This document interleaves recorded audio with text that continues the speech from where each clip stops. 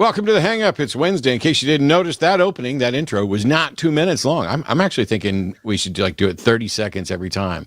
But then you won't get to hear quite as much of the guitar. How's everybody doing? As usual, I am here. It's Wednesday evening. I've had a lot of stuff going on, and some of you, the regulars, know when Wednesday rolls around, there's a part of me that goes, oh man, do I actually want to go do a show? I mean, like the meds I'm on, my stomach was a little upset. I'm kind of tired. I did all this stuff and it's been a great week for snakes and everything else. Our first 4 eggs, our first clutch of ball python eggs hatched on Monday. I posted about it. They look great. We're waiting for them to have their first shed, and then we will look at them closer to identify them. But I'm pretty sure that we have correctly identified them. One of them is a regular banana morph, one of them is a super banana mahogany, and 2 of them are banana black pastel. But that's the way it goes. And it's been a wild week full of stuff. And yet every time when I'm like, maybe I just won't do the show tonight, I'm like, no, people show up, and I always feel better after we do it. And this week is special because we had a gap in the schedule, and I had previously had Jim Barrows was going to be on last week, but we got Andrew Seidel on to talk about Supreme Court case stuff. And if you haven't seen that, you're like the only one. So go back and watch that, because Andrew has really good information, but don't go back and watch it now. I've been kicking around on social media, and I managed to get into Blue Sky, Only Sky, whatever the hell, some kind of sky. But it turns out I don't really use it because Threads went live with 100 million subscribers in like the first 5 days. And I got on there, and it just kind of like automated everything. So it was really easy. I was already following the people I was following. When they show up, when they transfer over to Threads, I'm already following them. I don't know if it's going to end up sucking or being as bad as Twitter, but I made a post today on Twitter basically saying, while I'm not shutting down my Twitter, I'll continue to post things here. I think right before showtime, I posted a link to tonight's show, and I'll keep doing stuff like that. But I think I'm done. But I'm pretty much done engaging in any serious communication or back and forth on Twitter. Although the second I said that, 2 things happened. One is that David Pakman posted a snippet from his interview with Richard Dawkins, where he asked Dawkins about gender affirming care. And Dawkins gave just about the shittiest answer. Well, not maybe there are potentially shittier answers, but it's what you would expect. And then right after that, Hemant Mehta retweeted or posted a picture of a tweet from Richard Dawkins where he referred to genuine women and how, of course, you've never seen genuine women call for someone to be punched in the fucking face. It's suggesting that it's just, trans women who are calling for violence in response to, having their rights diminished and having idiots who have no business chiming in. Now, Dawkins he was asked if like doctors who perform gender affirming care should be arrested or jailed, and he didn't really answer that question. But he talked about how he was opposed to doctors injecting things into kids. Didn't say what things, or didn't talk about any other sort of treatment or give any specifications there in that clip. But said that he was at least kind of fine with it in adults where they had, seriously thought about it and where they had struggled and suffered. And a friend of mine mentioned that sounded a lot like Mother Teresa's obsession with suffering. And it's worth remembering that while Dawkins is a great scientist and science communicator for the fields that he's in, and has certainly throughout the years been a decent lamppost, I suppose, in the atheist and secular community as a sort of a touchstone, and let's draw some people in, let's sell some books and people get excited about it. He's not a medical doctor. He's not a medical ethicist. He has zero expertise in this area, and he's not actually following the science. He's giving his opinion about what he sees as a fad. As a matter of fact, in the clip, he talked about this rampant rise in transgender identification. He sees it as like a meme, because when you have a hammer, everything is a nail. And when you're the person who invented the concept of a meme, everything looks like a meme. And that prompted people on Twitter to start asking things like, "Oh, what would Hitchens think? Who would Hitchens agree with? Why the fuck do you care? What difference does it make?" First of all, Hitchens wouldn't have had any more expertise on this, and so whether he agreed with Dawkins or he agreed with science wouldn't matter because it's none of his business. And he's dead. Why aren't we asking what would Elvis think about trans rights? It's just bizarre, this kind of cult of personality thing where Dawkins is asked about this. And I get it because I've actually sat on stage with the man. And I remember on one of the occasions where we were on stage, people were asking him questions about things that were outside of his particular field. And he turned to look at me and basically asked me, why are they asking me about this? Why would people care what I think about these things that are outside of my field? And I genuinely wish that he'd maintain that line of thinking so that he avoids giving his opinion on things where his opinion doesn't matter, shouldn't matter, and isn't particularly helpful. But I get it. People have drawn their little wagons around and figured out who they're going to be siding with, and he's decided that he needs to stick with J.K. Rowling and the outrage brigade, who want to pretend that they have some understanding and are just trying to protect women. Oh, sorry, just trying to protect genuine women. We've talked about it too many times on this before. I didn't do tonight's show to rag on Dawkins. We've already talked about his transphobic trend. But it's trans healthcare is between a doctor and a patient. It's not the public's business. In the broader realms, beyond the individual, it's for the experts to evaluate and for scientists like Dawkins and others to trust in those experts, not the individuals, but in their data, rather than speculating that the trans craze is merely a fad or a meme. But what I did today is I did a little bit less tweeting and a little bit more threading. But I also was thinking about the fact that tonight my guest is someone who I haven't interacted with in a number of years, and yet I've always enjoyed it. We'll see each other on Twitter and everything else. And there's this notion about content creation and keyboard warrioring, and is making a video that is educational. Is that doing enough? Have you inspired people to act and to care, or is it just preaching to the crowd? And how much of it benefits from humor? From, do you want a dry lecture at your convention, or do you want, the Puzzle and the Thunderstorm guys or Hannah and Jake to come in, or somebody to do, god-awful movies, or we're going to review a chick track or whatever? What aspects of those really resonate with people? And how difficult is it to maintain this process of creating fun and funny and inspiring and educational content?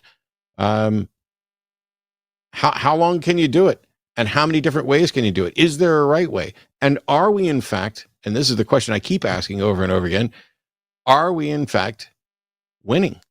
Because for the longest time, all of the data that I saw, and the data that I continue to see, shows that the nuns, the unaffiliateds, the secularists are the largest or the fastest growing religious identity or demographic within that. And then I watch Trump get elected. I watch the courts get taken over. I watch Roe get overturned. I watch civil rights stuff getting shot down and overturned. It seems that while I can look at this as the last gasps of a dragon before it completely dies, it's also possible that we could regress enough and lose enough ground to where all the work that we've done over the past 50 years towards secularism, promoting skepticism, promoting humanism, could be reverted. And I hate to be the downer every week. I know we had Andrew to talk in it from the standpoint of the courts, but tonight I brought in actual Jake from Hannah and Jake and from his own work to talk a little bit about Hi. First of all, uh, am I crazy, or do we just keep waking up in a worse world almost every day? Wow. I don't think you're crazy. I definitely think you're a reasonable guy. I agree with you for the most part. I think that there is, I mean, we've absolutely lost ground, certainly recently, since, I mean, Trump was just, that was the most unexpected, but we should probably have expected it thing. Like, obviously, we're in a clown country run by like oligarchs and stuff. Like, I don't know. It looks bleak at times, but at the same time, there are more people like socially aware of all of this stuff than ever before. And I tend to believe that simply because time moves on and people die and we have such short human experiences, that like while the structures are hard to overcome, like we have been overcoming them.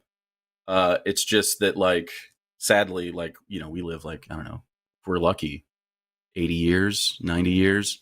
And so like it feels like our experience is declining, but I think overall, I think we're I have a lot of hope for the future. The way these kids talk Okay. about each other, and the way that like the I don't know, just media now, I feel like people just have a little bit more, they're nicer to each other a little bit. I think we're Twitter brained, Matt. I think you and I are a little Twitter brained. I think that may We're be the online. case. So Arden has pretty much, I mean, she still has her Twitter, but she spends zero time there. She uninstalled the app from her phone. And so now she only accesses it through a browser when she needs to. And Smart. I've, apart from the fact that I've also seen her desperately bored at a couple points in the last few weeks, she's also seemed genuinely happier about that stuff. Yeah. I remember, and this is 20, almost 20 years that I've been doing this, and there are people who've been doing it for much longer. And I've watched a lot of different cycles go, but I want to talk a little bit about, we'll get to what you're working on now, but I want to talk about what you and Hannah did with Bible Reloaded. And because two of my favorite things came out of there. And when I was working with another organization, and the plan was to expand so that it wasn't just here's our call-in show. We wanted to expand to an actual network getting content in. And the first people that I told them to reach out to were you and Hannah because of the Chick Tracks and because of the chapter by chapter Jordan Peterson and the tons of other things that were there. But those two things, like for years now, anytime somebody's like, oh yeah, but have you read Jordan Peterson's book? I'm like, I don't have to. Hannah and Jake read it to me pretty much. Yeah. How did that start? It was, it came out of two things. Obviously, if you guys remember the Bible Reloaded, we read the Bible page by page, and that was like the premise. And then we did the other content, which I think was more appealing. And we eventually were like, well, we do movie reviews, we do these Chick Tracks. It was like, I don't remember exactly the year, but that percolation of Jordan Peterson's rise. People started being like, hey, have you guys heard about this guy, Dr. Jordan Peterson? He has some ideas that I think you might find interesting, that kind of thing. And so I was like, not really interested, and sort of dismissed it, much like the anti-feminism content that went through YouTube. And then he kept coming up. And I saw some content from him. I'm like, wow, I really disagree with this guy. And Hannah and I were talking, and I believe she bought the book, and we started reading it. And it was very similar to how we started the Bible readings. It was not great. And we decided that, well, let's just read this thing then. Let's just read it out. And it's, I mean, the guy's a conservative Christian nationalist. I mean, it's pretty obvious. He writes his own words that way. It's wild because a lot of things happen around the same time. First of all, I was in Vancouver, and I did several shows in Vancouver. I did a magic show with James Randi and Sean Farquhar and Murray Hatfield, and then can I say how cool you are all the time? You're so cool, dude. You're a cool guy. Thanks. If you'd have been there, I was the least cool person there for sure. Still, I don't know. I think that's what makes you cool, though. I think that's part of But it. You don't I have also to be did the a coolest show guy, where and yet you persist. Yes, I persist like a rash. I also did a show where I brought Tracy Harris and Sarah Hayter up because one of the things that I agreed to is when Pangburn was having me do events with Sam Harris, Richard Dawkins, and others, I said, look, I'll do those events. I'm happy to do those. I'm no longer happy to do, well, I'd be happy, still be happy to sit down with Sam, but not Richard. But I said, I'll do those events, but I want to make sure that we're also highlighting voices that other people maybe haven't heard. Everything shouldn't be the, the Richard Dawkins, Sam Harris, the Four Horsemen, the Unholy Trinity. And so that was one of the events where I got Tracy Harris and Sarah Hayter up there specifically. And it was around that time, I think, we were in the big room at the Chan Center. And the very same night, Jordan Peterson was in this 75-person room in the Chan Center. And in the backstage area, there was a dressing room just right around the corner from mine that was Jordan Peterson. And I remember I filmed a video walking around because I just heard about his opposition to the gender-based laws in Canada. And this is when he was just starting to get popular. Yeah. And I was like, wow, I think the dude that's opposed to that bill is in the next room talking. How cool. And then it was like a year later, we were in Toronto and he was the super big name at that point. And we were in a room that held like 400 or 500 people, and it was standing room overflow only. That was the last time he actually ever the only time he actually sat down with me, even though he promised that he would again. But after it was over, I think anyway, enough about him. In terms of my favorite content, that's one of mine. That's one of my favorite things that you've ever done is that conversation. Well, I always reference you guys because, first of all, I think you guys were incredibly fair of what people would expect of, oh my gosh, the libs are going to Fisk, Peterson's book, and you have in your head what you expect to happen. And I watched, I didn't crank up the speed, anything else. I watched every minute of you guys going through every chapter of that book. Thank you. And I was sitting there going, wow, they're being thorough. They're being fair. They're pointing out where there's a piece of good advice, where there's something that's not clear, where there's something that's just poorly thought out or patently absurd. Yeah, it'd be hard to lie to a bunch of people, I guess, like that. I just wanted to know, like, if he's saying things that are helping people, why are they helping people? Because the things that he has in a list here don't seem very helpful. And I guess even at the face, it's sort of basic stuff, like, try to take care of yourself. Don't lie to folks that trust you. But he's not really saying that, because behind those words is his agenda of and also live really close to how Jesus lived, and but not like a Christian way though. Be sinless and wholesome, and we'll use Top Lobster's stuff in sexual hierarchy instead of how men own women in the marriage. And I don't know, it's thinly veiled, and I was surprised it got through to people who I assumed, because we were obviously wrong. We were in the skeptic community, right? Aren't they skeptical? But no. Yeah. Not really. I think, and I'm sure other people may have noticed this stuff too. It's like I've pointed out before that Ray Comfort and William Lane Craig are generally viewed as the extreme ends of Christian apologetics, where Craig is generally viewed as the educated, erudite,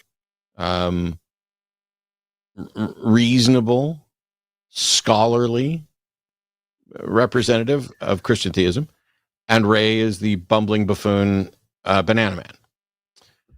And yet the two of them use exactly the same arguments. It's just that one of them sounds like the guy on the street, and the other one sounds like your Christian college professor. Yeah. But the arguments are essentially the same. And what I noticed is it was very hard for me to pin Jordan Peterson down on anything related to the God stuff. And the few things that I could get him to really take a stand on, like the bizarre thing of saying that you can't quit smoking without a mystical experience, and that sticks out to never me too. really Like saying what that was. And then people were constantly telling me, "Oh, you misunderstood him. He didn't say that." And I'm like, I've rewatched that 2 minutes probably 40 times. That's exactly what he said. You simply took him out of context. The eternal context that Jordan Peterson has that nobody else can seem to grasp. We keep failing to find the context of his words. But for me, and I bring this up because, I mean, y'all went through his book, but you also did chick track things. I was fortunate to guest on one of them, to read some lens and whatever else. But why is it that the chick tracks? I said what? Something goo? I can't remember what it was, but it makes me giggle every time I hear about it. Every time I hear you say the goo. I don't remember. But there's something about, so chick tracks, for those who don't know, were created by Jack Chick. They were little Christian propaganda. They were little pamphlets. I used to get them on Halloween as gift. We would get them at church and everything else. And Jack Chick was, a hateful and anti-Catholic individual who was like off the deep end. And yet, super racist, super sexist. And yet there were things that he said in those chick tracks that are functionally identical to what Jordan Peterson has said. It's just that nobody seems to recognize it. Just in the same way that Ray will make the same argument that William Lane Craig does, Jack Chick would say some of the same thing. Jordan Peterson, like Craig, has found a way to kind of obfuscate the batshittery. Yeah, he's got to know he does it, right? It seems so intentional. There's no way he does it on accident. He's always like that's the talk you did with him, trying to pin him down on any of his opinions on. Did you ask him outright if he was like a Christian? I can't quite remember. I can't quite remember either. I mean, everything he says is framed in such a Christo like a white Christian narrative. It's very odd. And also, in the years since we sat down, he's become more clearly Christian. Like for the longest time, I remember I sent Sam Harris a message right after we got finished, and I was like, "You're going to need to watch this," because I knew that Jordan Peterson was doing a thing with Sam like a couple weeks down the line or whatever. Yeah, and I was like, "You're going to want to see this so that you don't have to retread the same ground." And I don't remember exactly what was said, but it was weird to me that somebody at the time could be so vague. And then over the last few years, I've watched him cry and talk about God more. And it's still vague. It's like, he's not saying, I don't believe in standard Orthodox Christianity or even the Bible. I value those things, and those things are important, and we need to stick to those traditional rules because it ties our lived experience to the metaphorical substrate or whatever kind of crap he's going off about. He has 2-hour like Bible study clips now on his channel where he sits in a round table with a bunch of other fart sniffers, all theologians and shit. And they're like, "Oh, well, what do you think he meant in Exodus?" It's like, it's a Bible study. I don't know how you can't watch it without absorbing the Christianity in it. I don't know how they've ever. And it sucked a lot of people in there. A lot of people totally bought it that were otherwise like atheists, and they're like, "Yeah, I guess I'm going to live like this now." And they're, vote for Trump and shit. So, which is also wild. What thing, probably not to put you on the spot, but what things from the book? Was it 12 Rules? No, that's 12 Rules for Dating My Teenage Daughter.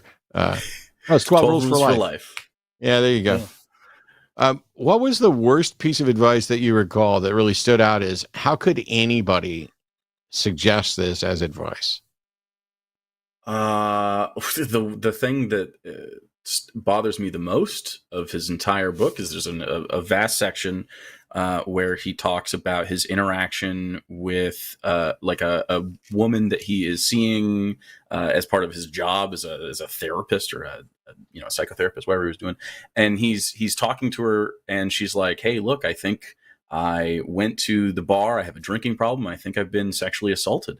And he essentially has two narratives that start at that point. He has the narrative that he told her in person, which was the milk toast, well, how does that make you feel, sort of bullshit. And then he has the version that he didn't say to her, but wrote in his book to everybody else. And it's like, she basically deserved it because you can't, what did you expect? You got drunk a lot in a bar. Like what is a woman to expect? Because she is not allowed to be drunk publicly. And that was when, like, you just see the guy has no ethical base. He just genuinely doesn't give a shit about this lady or his patient, his standards to her, his responsibility of her confidence. Like, she knows who she is if she reads this book, right? How would she? This is just insane. So that was it. That's the thing that bothers me the most. That stands out big time. So a couple of quick housekeeping things. First of all, it's a call-in show, and the lines are open right now. We got one person already on the line. As always, theist callers are going to have priority. But if you have thoughts about Jordan Peterson, about the Bible Reloaded, about Chick Tracts, if you have questions for Jake, please go ahead and get those in. I got a couple of announcements to get out of the way in addition to the other questions. And if we're wrong, if you're one of those individuals where, yeah, what Jordan Peterson said has really resonated with me, or, if you're calling in, I'll take calls on pretty much anything. But as a reminder, this is one of many shows on the line. The Wednesday one, I tend to get a little more political, but we're happy to still talk about religion and skepticism and humanism and all that stuff. We had a similar path in that way. I know. Tomorrow, on Thursday, Aron and Katy will be back on the Transatlantic Call-In Show right here on this exact same network. And so if somebody's ever called you a transphobe, yes, Richard, I'm talking to you. If somebody's ever called you a transphobe, this is your opportunity to call in and talk to two real live trans individuals who know what they're talking about, who you can be nasty to if you want to. You can use the wrong language and they will politely correct you. But also, if you have questions about the flawed studies that you've been relying on, the ones that were pulled from anti-trans organizations and where they spoke to the parents of kids rather than, the patients and the doctors themselves, they have answers for those sorts of things. And so tomorrow, Transatlantic Call-In Show starting at 2:00 Central with Aron and Katy. On Sunday, I will be back hosting the Sunday show, and Jimmy will not be here. And that means we're going to have Mandisa Thomas come in, where we're going to talk about a little bit about the Black Nonbelievers Cruise that's coming up in November, but also just taking calls like on a normal Sunday. And so you can find out. You can fuck around and find out. You can call in and actually ask your questions. And next Monday on Skeptalk, it'll be Forrest Valkai and Roxane Fellig. And we need to continue increasing Patreon support for the line. There's a link down below in the description. And if we're going to have LineCon 2023, if we're going to get set up so that we're ready for the total solar eclipse that we'll be viewing here from Austin, and we're going to continue working on other line development, we have Patreon goals set. And we're at like 522, I think, right now. If we get to 700 patrons this month, I was going to correct that. Jimmy says it's 2024 is when the LineCon is.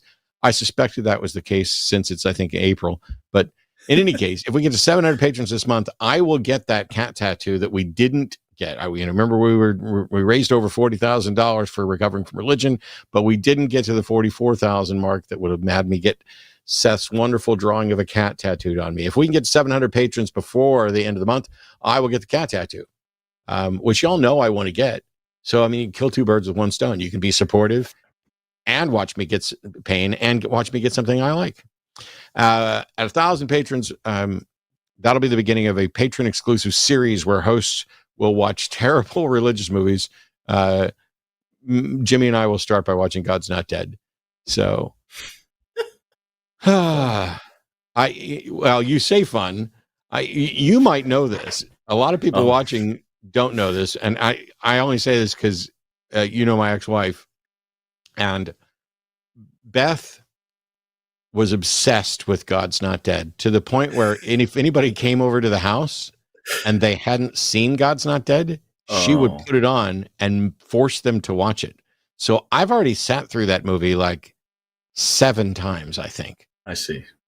And so I haven't watched it yet with Jimmy. Excited for you, but never mind. I've never seen it. I've only seen clips. In fact, I think my first episode ever on YouTube referenced a clip from God's Not Dead, but that's I've never seen it. Yeah. So Jimmy and I'll be doing that once we get up to 1,000 patrons. And by the way, I'm happy for us to hit 700 patrons before the end of the month so that I have to go get a tattoo. But well, don't rush to the 1,000 because I'm not in a hurry to watch the movie again. I mean, if you guys get to 1,000 before the end of the month, we'll sit down and we'll record it right away.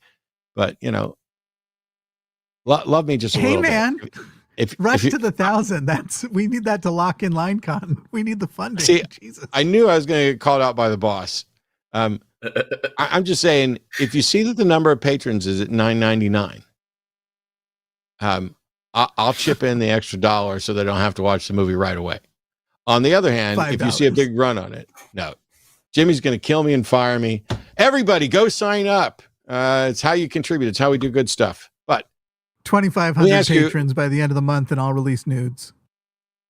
Oh my gosh. Is that an actual incentive? I think that's against the OS, of course. Nor is it possible. Of course you're not. No, you guys need to get to 1,000 patrons by the end of this month, or I will release nudes. There you go. I actually think. Wait, can you ransom that backwards? Is that TOS? Maybe not. I think that's fine. I apologize. My audio cut off. I was saying new demo tracks, but you just heard new demo track. Oh, okay. Cut off. Yeah, there was some. So, last question. We're going to get to calls here in just a second, and we've got like 3 lines open. We're going to make sure we have room for the theist to call in, but I want to make sure we take calls for the good chunk of the show where we're supposed to. What are you working on now, and what's the likelihood that I know that have you guys done all the chick tracks? We probably have not. A new guy took over, David W. Daniels, I believe, and they're worse now. They're not worse, like the quality is worse. They're less fun because Jack Chick was so unhinged. This guy's just like a disciple, so some of the magic's gone. That should be the poll, Jimmy. The poll should be, are you more likely to join Patreon to make sure you don't see nudes of Matt and Jimmy, or to see nudes of Matt and Jimmy? And that would tell us which one's likely to. Plus, if you put us up both together, then neither of us can feel bad. Because you can just blame it on me. But do you have a favorite of the chick tracks that you went through?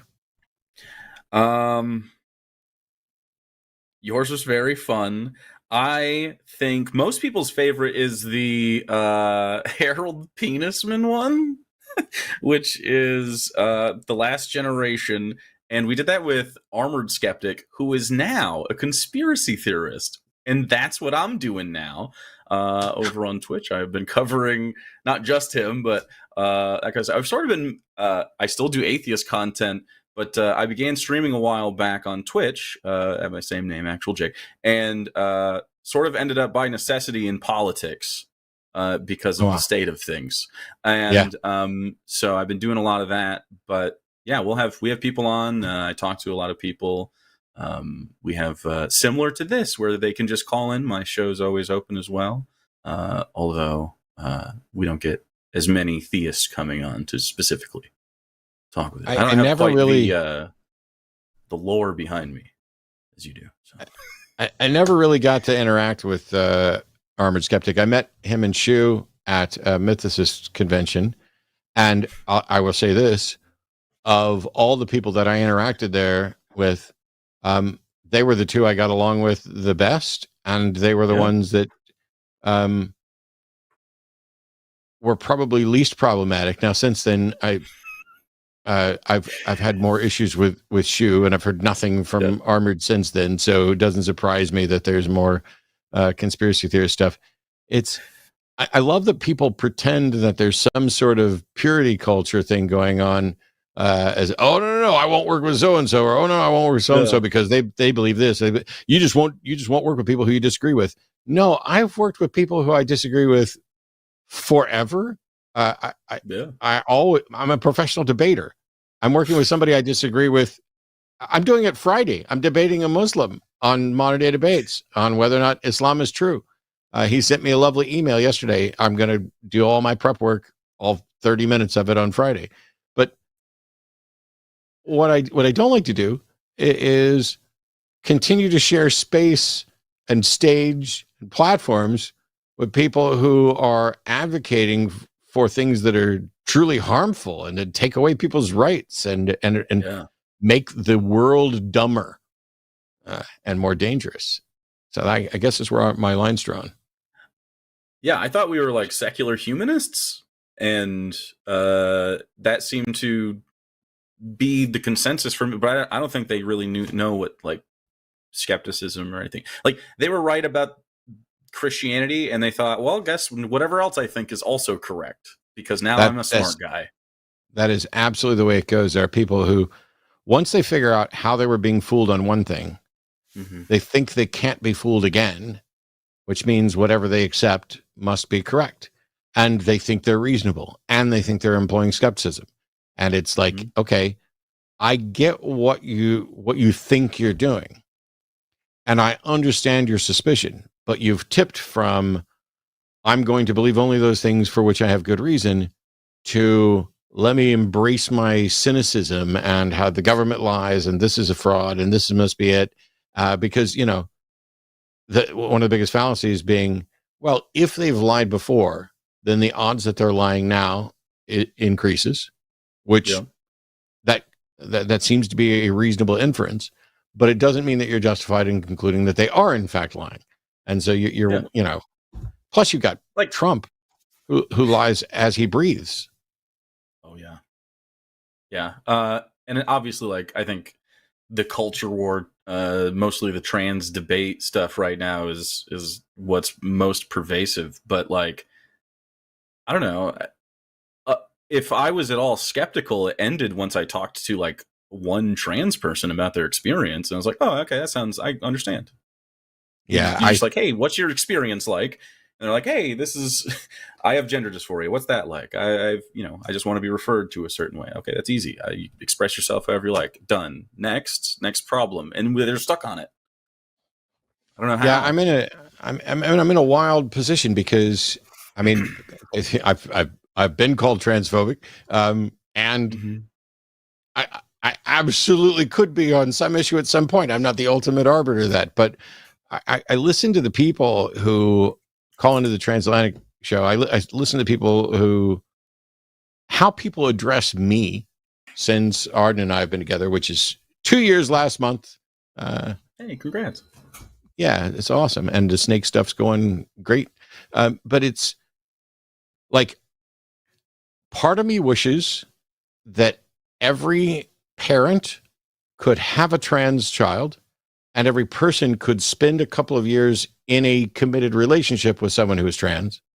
And the other part of me wishes that trans people never, ever, ever, ever, ever have to be in those exact situations where their entire existence is to teach you the lesson and get, but that's the kind of hurdle you have to overcome.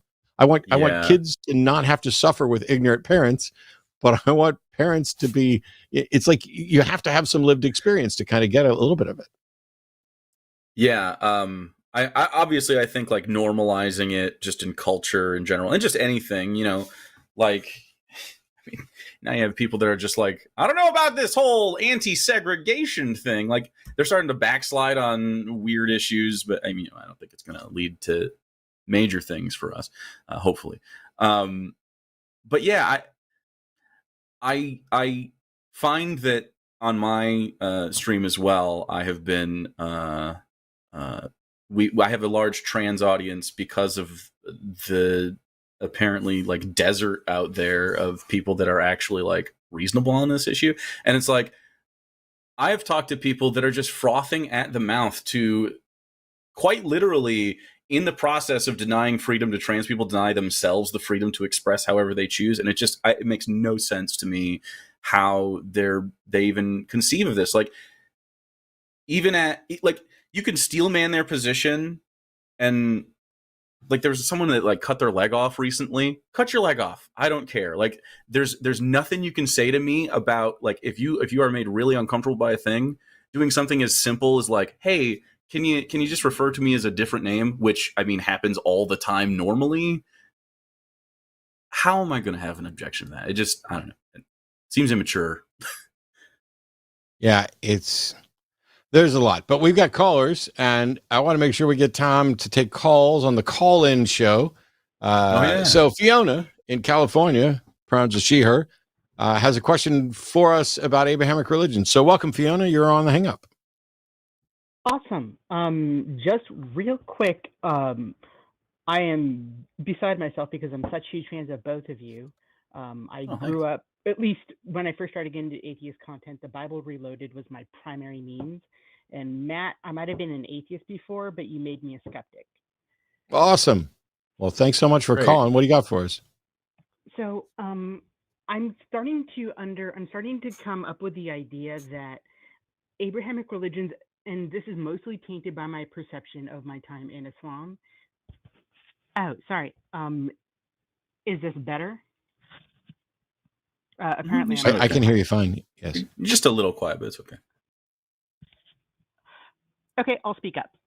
Well, anyway, so kind of tainted by my time in Islam, I feel like Abrahamic religions have they have fear of God and of the religion as a central component of the religion. And I feel like the amount of fear and control that kind of exerts on people sort of creates the groundwork for bigotry to kind of exist, because it undermines the ability of people who are marginalized to gain support within the community.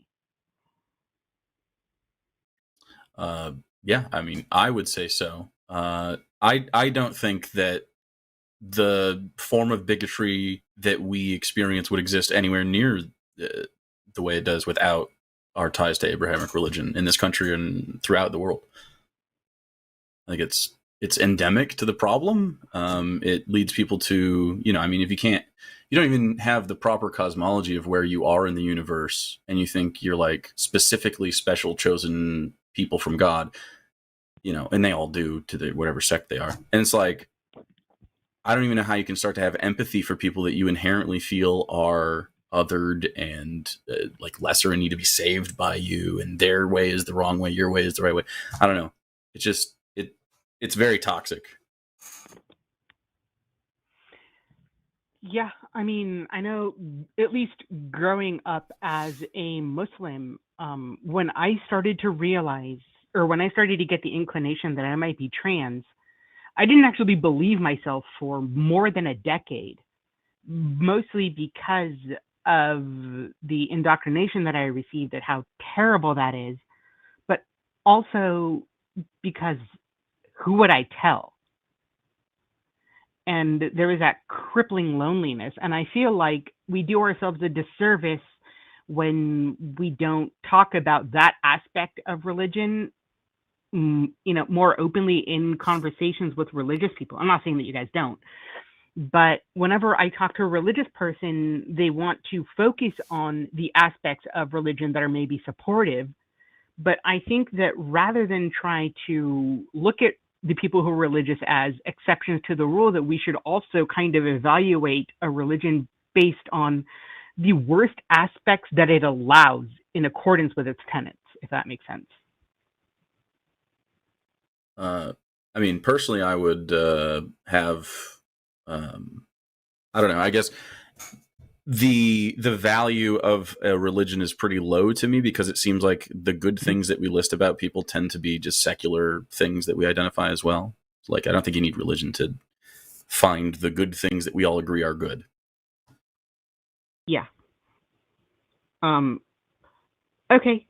It kind of seems like you guys are basically just in agreement with me. So I don't know how much more utility we're going to get from this conversation. So yeah, I think that, and I haven't chimed in on this partially because I love listening to Jake address this stuff. Oh, thanks. While I think the Abrahamic religions can influence culture in a way that aids bigotry and hides bigotry, and it's very easy for us to blame it as if it's a source of it. I shy away from saying that it's. I think there's enough problems with human beings and their fears that religions exploit and amplify and provide excuses for. And so I like that, hey, while religions may be responsible for creating some bigotry, moreover, the ostracizing, the kind of us and them, or let's not give you a place to land and feel safe if you're different from the norm. I think you're right. I think that kind of exacerbates all of it. Yeah, I mean, I also think. Sorry. Go on. Please. I was just asking, what do you guys think that we could do about that outside of the work that we're already doing in trying to talk to people? How do we fix the world, Jake? How do we fix the world? That's a question I get every week. Easy. Let's go. Let's fix the world. Obviously, make me and the boys God kings, and then we'll deliberate. So. I agree with you, Matt, that it's not like we would still have bigotry without it. I think that the way we do bigotry is definitely exacerbated, like you said, by the Abrahamic religions. I think transphobia and like that kind of stuff, I don't know if that lives in a purely secular world, at least not the way it exists. Like, I'm sure people would be othered for, being different and stuff, but what I really think, not to be on my bullshit, but I mean, the other institution that's really, really strong is capitalism, and the way that people value the accruement of money more than they value the quality of life that someone lives. And so those two things interacting is really, I think, quite core to the issue of the American problem right now. I think for me anyway, the things that I can do, like I can't change the law on my own. I can't even, write supportive documents that some lawyer is going to use. What I can do is direct people to pay attention to and listen to Andrew Seidel and others who are working towards fighting this from a legal standpoint, and then spend my time having guests on, taking calls, taking questions, trying to give people tidbits on news items. I saw here's something that has nothing to do with what we're talking about, and yet it hasn't left my brain all day. Scientists have come up with a white paint that is so reflective that it can lower the temperature of the surface by 9 degrees in the midday sun and by 19 degrees at night, which if you were to use that, not only does it reflect a lot of the heat and lower the need for air conditioning and air conditioning bills, which saves us on fuels and everything else, this could be big enough to actually be a reasonable path to correcting the damage we've done on climate change. I don't know yet. It's still too early. That's something I'm absolutely obsessed about. And yet it won't matter. And nobody's going to discuss it because we can't figure out whether or not we want to give rights to our neighbor who's different from us. Mm-hmm. Yeah. We're going to die because of that. There are issues because I believe that whether it's intentional or otherwise, and I believe often it's intentional and sometimes it's just part of the way human interactions work. These are distractions. Like, these are things to keep, like, and not really in a conspiratorial way. There's not like puppet masters necessarily, but it's like corporations are safe to continue the global warming, to continue like their pursuit of this infinite specter of profit, And in the process, if you're talking about, how to,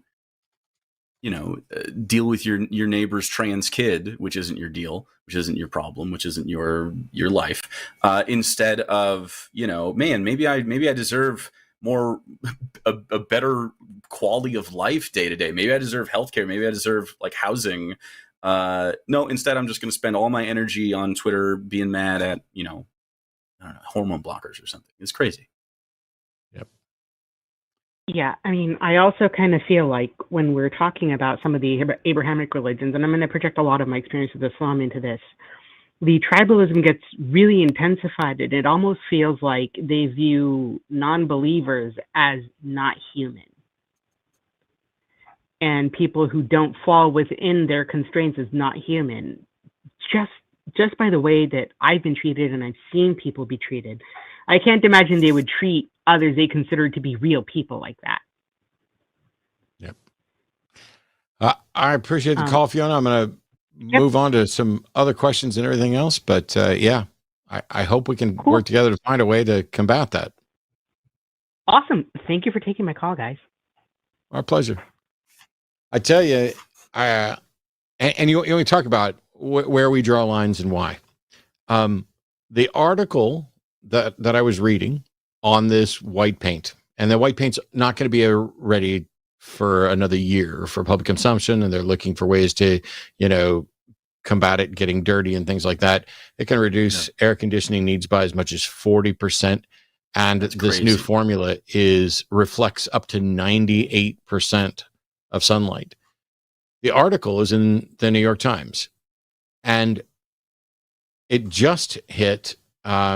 It was shared, by the way. Hat tip to DJ Grothy, who's been sharing a lot of really cool stuff. I see more of it on Threads because there's fewer people over there, so I get better feeds of stuff. But this was today's article, July 12th, 2023, and it's a really good article. And yet, the New York Times also shared some bullshit PR puff piece trying to rehabilitate Uri Geller the other day. And I'm like, well, that's it. I'm done reading the New York Times for a while. And then they released this piece. And I'm like, no, I have to send people to this piece because this is the biggest piece of science news on climate change and stuff that I've ever seen. I mean, it could be huge. So, it's like, how many shitty rock and roll artists that are just terrible rapists do I still like their music? And I gotta look at the New York Times kind of the same way. And it's like when I'm talking about Dawkins, I mean, we've done entire shows. Arden and I did a show about his past set of transphobic tweets. And what we kept saying was, we're not asking or expecting anybody to cancel or to deny the good things he's done for science and for atheism. But I'm going to call a spade a spade. And if you're being shitty and transphobic, I'm going to say so. But yeah, in the New York Times, fuck you for the Uri Geller article. And thank you so much for the white paint article. Yeah. Same thing with, less helpful, but Ricky Gervais has been doing the same thing. Like, a lot of people keep sliding into this like easy target shit. And I would love to be, can you believe it? Maybe the election cycle will take the focus off and maybe we'll be doing something else, but I doubt it. I think it'll be a lot of dumb shit. Two quick things before we get to the next call. One of them is Ricky did something which I was more personally pissed off about because Katy Montgomerie hosts Transatlantic Call-In Show here on Thursdays, and he liked and tweets that were dead naming her and harassing her. And I'm like, and he'd already blocked her. So it's like, it's one thing, block whoever you want. I don't block. I block lots of people. Block whoever you want. I'm not suggesting there's anything wrong with blocking people. I plan to block everybody before I finally leave Twitter for good. It's just going to be, that way I can't get banned. But for him to retweet something that is dead naming and harassing someone who's just fighting for trans rights, who happens to also be a friend of mine, was incredibly disappointing. The question I was going to ask you, what do you think the odds are that Trump will ever serve a day in prison? Prison? Very low. I would love it because I think the last thing a narcissist wants is to be like punished by some kind of system like that. I mean, it would be very cathartic. I have a feeling that I don't have any faith in the judicial system. I don't have faith in the president to not pardon him. I don't have, like, that said, I do think, I mean, the case in general seems pretty solid, and his counsel is abandoning him. I would love if the cynicism caused by Trump was cured by Trump, by him actually, if he faced significant prison time, that would be like it solving itself a little bit. It's a little bit of a circle. I mean, obviously other shit's gone wrong, but it would be quite surprising. So quite low. All right. I'm with you because mine's really close to zero. But we've got callers and we've got theist callers, and as always, the theist callers are going to have priority. Christian from Georgia, pronouns are he, him, wants to talk about the reliability of the four Gospels and Acts. So welcome to the show, Christian. You're on with Jake and Matt. Good evening. Good evening. Long time no see, Matt. How are you doing? Like 3 days? Yeah, right. Sweet. Yeah, so go ahead, sorry. No, go ahead. Okay. Yeah, so I wanted to, how do I phrase it? I wanted to talk about the four Gospels and Acts and why I believe that they're reliable. Maybe hear from you why they're not. Sure. I'd be very interested to hear about that. But can I ask you for a quick favor? Sorry? Just move the mic maybe a half an inch further from your mouth, because it's like I'm hearing a crackling overdrive thing, and I want to make sure that we can actually hear you. Okay. I have my fan on, so that might be it. But I have my earbuds in too. That's already better. Go for it. We'll sit here and take notes. Okay. We will probably interrupt at some point, but I will make judicious use of mute so that we can figure out what we're talking about. Sure, no problem. So yeah, I have my pen and paper here too, and just jotted down some reasons why I believe that the four Gospels and Acts are pretty reliable. Whether they're true or not, that's another question. But okay, reliable. Christian, at least, when you say reliable, and sorry to do this, I just want to make sure we don't go down the wrong path, because you said they're reliable, but whether or not they're true is a separate issue. So are you saying that you're convinced that the copies of the Gospels we have are strongly reflective of the originals, and that you're not saying that this means they're accurate to reality? If I understand what you mean, I believe that we do, to the first part of your question, I believe we do have accurate copies of what was originally said. Sure. I'm not quite following your second part, though. Okay, so there's two things. There's two things. When somebody says the Gospels are accurate, they could say our current copies of the Gospels are accurate to what the originals likely had in them. Or they could mean our current copies of the Gospels are accurate to the facts of reality that occurred, like it's a reliable historical document. And so if all you're saying is that the copies that we have now, the translations we have, are functionally incredibly similar to what we suspect the originals would be, because we don't have any originals, we don't have any autographs, then I don't know that we disagree. I tend to think that the Gospels are largely accurate to what the originals likely were. So I don't know if we disagree or not. I'll say yes to the second part too, which is the second part's the only part I care about. Yeah, the second part's the only part I care about is whether or not they map to reality, because I think we can agree we don't have originals, we don't have autographs, and so we can't determine exactly what the originals said. But because of the reliability of copies and similarities between them, New Testament scholars, linguist experts can track back and say we have a high likelihood that our current English translations are incredibly similar to, or are currently accurate to, what would have been presented as here's what the original said. That's fine. Yeah. That has zero impact on me, because all I care about is what they're saying true? Yeah, and that's why I'm here. We don't have autographs of anything from antiquity, by the way, but the second part, that's what I'm here to talk about today. And I have a list for you if you'd Okay. care to hear it. Go So for it. I believe that they are pretty reliable because there's a lot of archaeological support. Which, if you're checking with, are the facts about, cities, dates, regions, are they accurate with the time that they are purported to be written in? Are they anachronistic or anything like that? Archaeology, as far as I'm aware, pretty good positive evidence that they're pretty reliable in that aspect. You talking about the You Gospels? can stop me whenever you want to. Sorry? I am. You're saying the Gospels? There's archaeological support for the Gospels? And Acts. Acts would be better for this point, but sure. Like Sure, events I mean, that you happened could in just- them, or You could just say Luke Acts, since they're likely written by the same person. But when you say there's archaeological support, you went to like place names. Well, nobody's really disputing that places existed.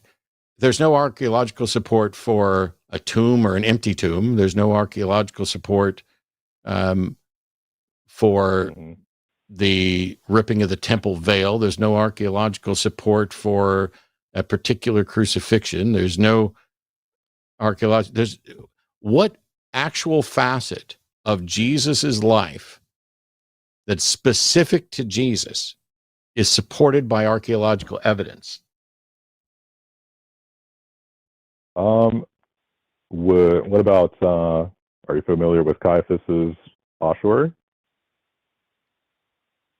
So the ossuary, how do you demonstrate that that's tied to Jesus?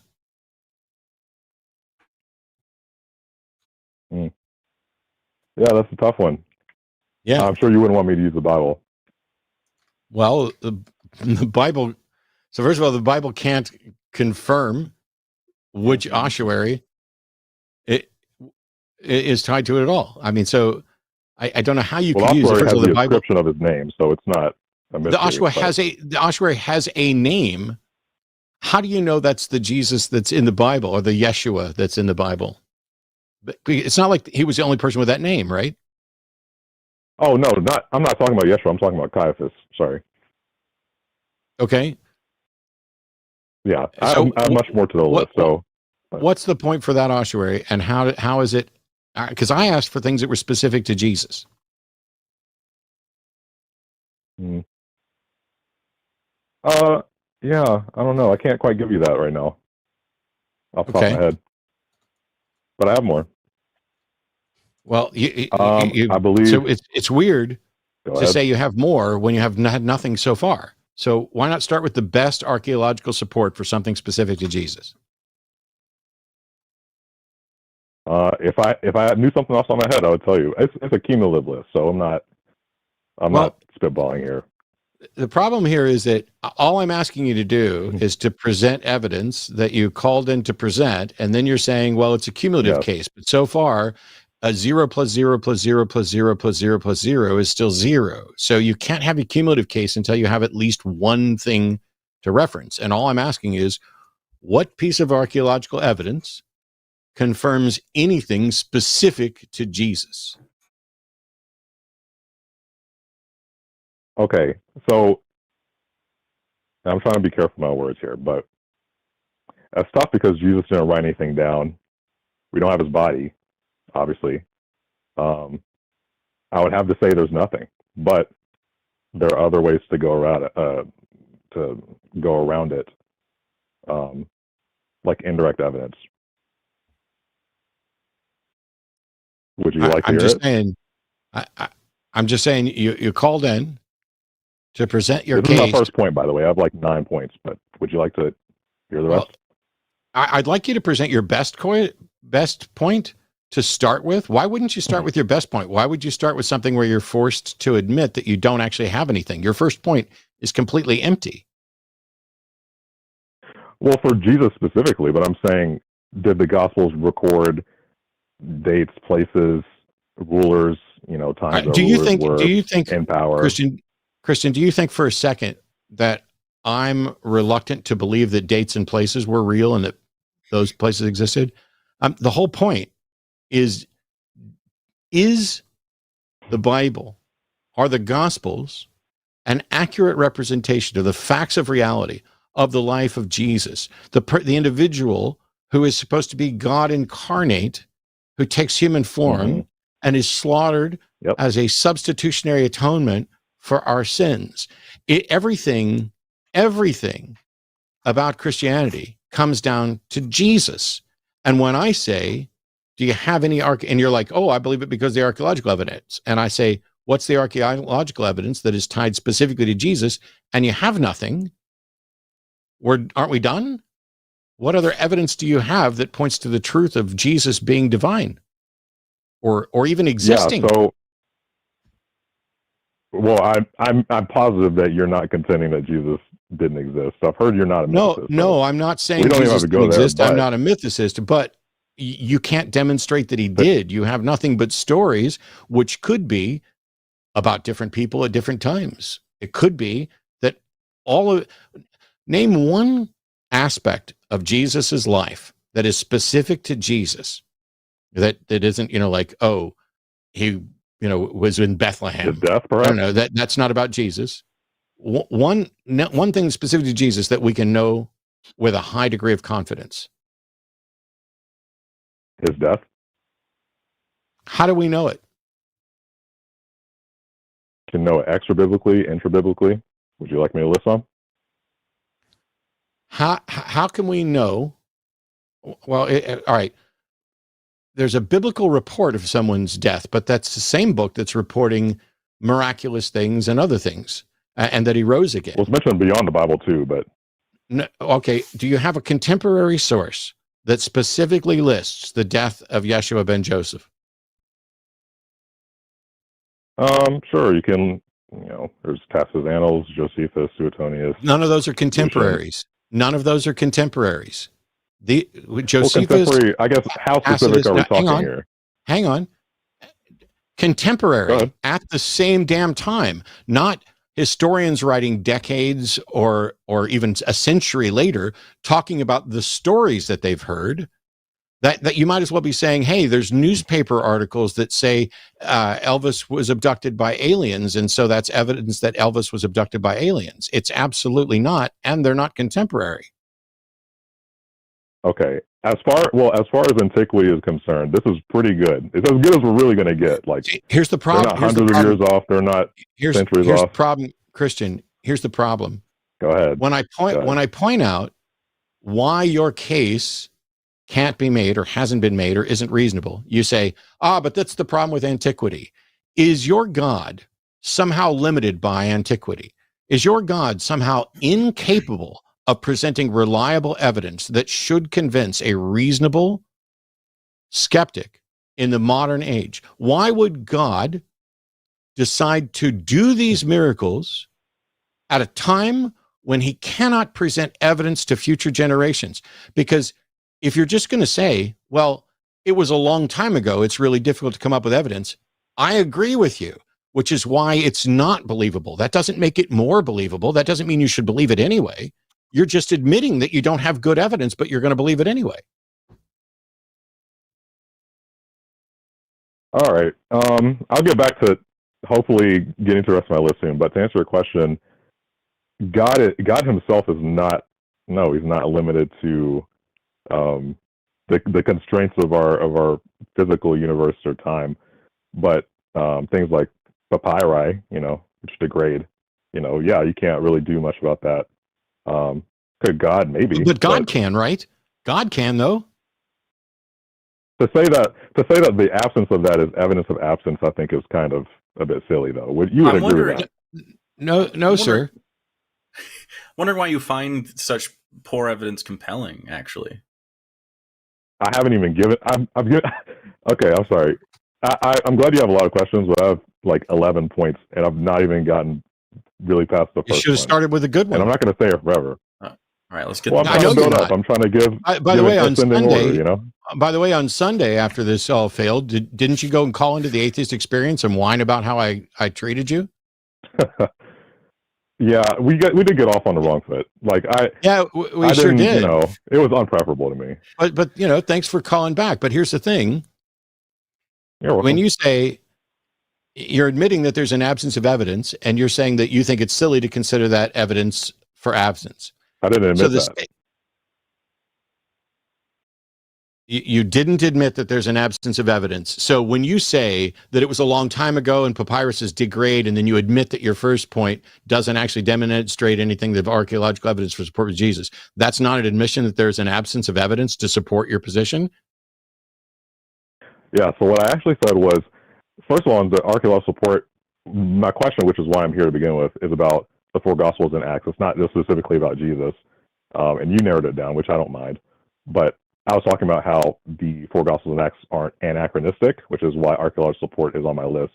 Second part, when I talk about absence of evidence. No, stop. You keep going back to something that I don't disagree with. Are you going to talk about the thing that matters, or are you going to try to construct a case where, because the Gospels mention places that were real, all of a sudden you're going to assert that they're also reliable on a resurrection? Because that's not how reasoning works. I can make a list of 10 things, and 9 of them can be true, and that doesn't tell you at all whether the 10th one is. So is it possible that the Gospels talk about some real events and some events that aren't real? We'll have to see. I'll move on, though. I'll move on to the rest of my list. What do you mean we'll have to see? No. What do you mean we have to see? Is that a possibility? Sure, Matt. Sure. It's a possibility. Sure. Okay. Christian? Is it more likely, though? I don't believe so. Christian. Okay. I'm gonna drop this call now before it gets ugly, because you just did this absolutely smug. Sure, Matt. The fact of the matter is, and you can laugh all you want, chucklehead, learn something. I was clearing my throat. Pointing out. Yeah. All right. I'll just mute you until I'm done then. I'm asking you to present your evidence, and you've got 11 points, but the first one is void of anything substantive. I'm going to let you go to the next one after I unmute you, just to present your next bit of evidence. But at every point where I bring up, hey, do you have anything that specifically confirms the things that matter? The things that matter in the Gospels are Jesus, the miracles that he supposedly did, the things that he supposedly said, whether or not he was crucified, whether or not he rose again. Those are the things that matter, not whether or not Bethlehem or Nazareth were real and existed. But by the way, the census, not something that we have supporting evidence for. There's no supporting evidence for the dead rising up and marching on Jerusalem when the temple veil supposedly ripped. There's no supporting evidence for any of these things. And every time I rate, well, that was a long time ago, or the papyruses degrade, or you haven't let me get to my other points, or sure, Matt, I suppose it's possible that the Gospels might have something true and something not true. That's not a controversial statement. It's not something that where I'm being unreasonable when I ask you, is it possible that the books you're advocating for could include true statements and not true statements? For you to smugly go, sure, Matt, I guess I'll concede that point, means that you're not being an honest interlocutor. Are you actually going to make a case and answer the questions honestly, or did you just call in to preach? Because I don't need the second one. Yes, I will. And sorry if that offended you. I was being a bit smug. It's not offended. You can't offend me. What you can do is waste my time and my audience's time. I want you to present the best piece of evidence you have for the position that you hold, that the Gospels reflect Jesus as divine being true. Mm-hmm. All right, I'm ready. Go. So I did mention archaeological support, and we kind of got hung up on that. Manuscript volume, consistency of volume, the recency of the volumes compared to the autographs, which they were purported to be written fairly. Eyewitness testimony, multiple lines of evidence, so at least like 4. Extra biblical corroboration, extra biblical commentaries, which kind of pertains to the okay. I'm sorry, Christian.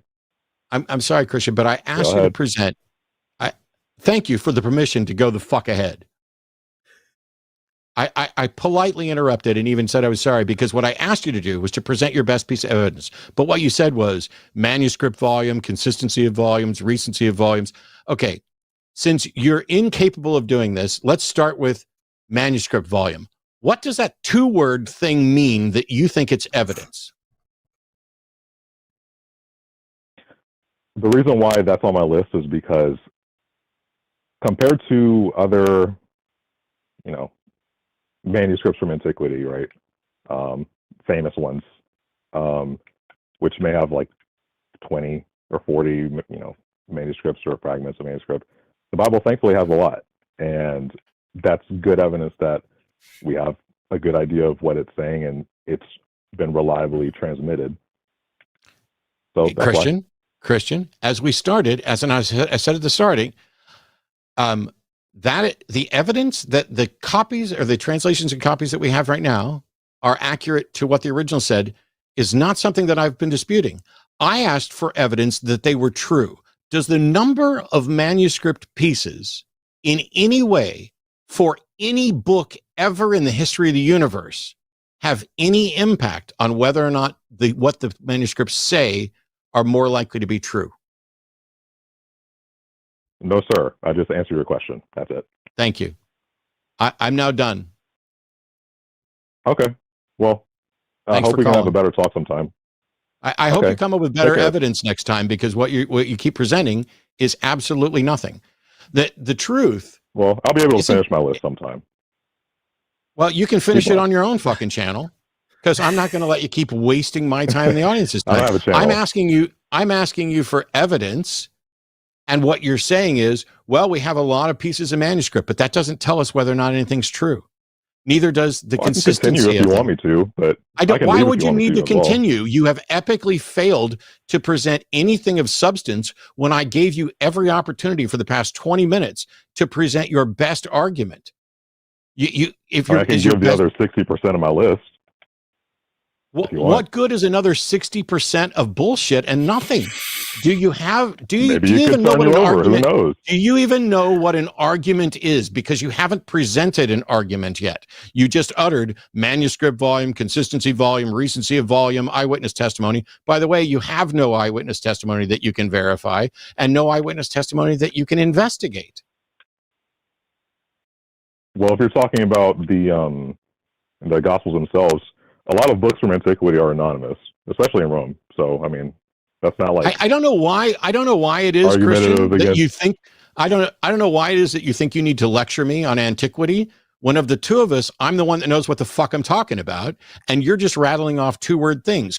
Is it possible for you to actually construct an actual argument supported by evidence for your position? I'm going to give you one chance, and you can either take it right now, or you can say, hey, I'll call back on Sunday, and on Sunday I will present a properly structured argument with supported evidence, or you can do it right now. Your pick. Yeah, and I can't do that. I will do that. To answer your question, and I only have been telling 2-word things just to be succinct. Yeah, succinct is not useful. Succinct, so come with your A game. See you Sunday. Sure. Sorry, Jake. I did not want to have to subject you to the guy that I yelled at and cussed at on Sunday so much that he went to the Atheist Experience to whine about how he was treated here, as if they have any say. Boo-hoo. That was mean.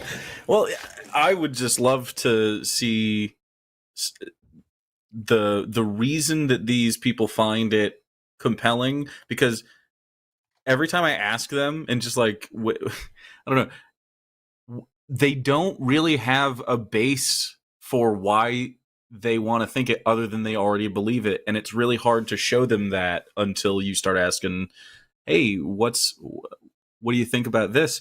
And I don't know. I think, I think next time when you call in Sunday, let's not just appeal to lists that you saw on the Christian Reddit, and let's try to have a reason to believe the thing. I don't know how to tell Christians how to have a reason other than they already believe it. it's really strange because I wish, like, Christian can't even present the argument that most other apologists would use for the things that he's trying to present. When somebody says, he basically wanted to say that his whole point wasn't to argue that the Gospels and Acts were necessarily true, even though he believes they are, but just that the copies we have are reasonably accurate to the originals. Well, the temptation for a lot of atheists is to say, well, we don't have the originals, so there's no way to verify that. But the truth is, because we have a lot of different copies from multiple lines, we can make reasonable inferences about how close they are to what the original said. We can't be absolutely certain, but we can't be absolutely certain about anything, including whether or not I exist. Descartes' cogito was predicated on, I think, therefore I am, which was predicated, that's the cogito, was predicated on the reliability of reason, which we can't demonstrate. We just have to assume. But it seems like reason is reasonable and reliable. So I'm just going to stick with it until somebody shows me why I shouldn't. But when you say, hey, we have a lot of copies of manuscripts, cool. I have a lot of copies of the Bible just here in this room. And I have a wonderful piece of software that I use where I can compare them. And I can get Bible dictionaries, and I can see which ones are different. Dragonlance. Oh, It's different. See?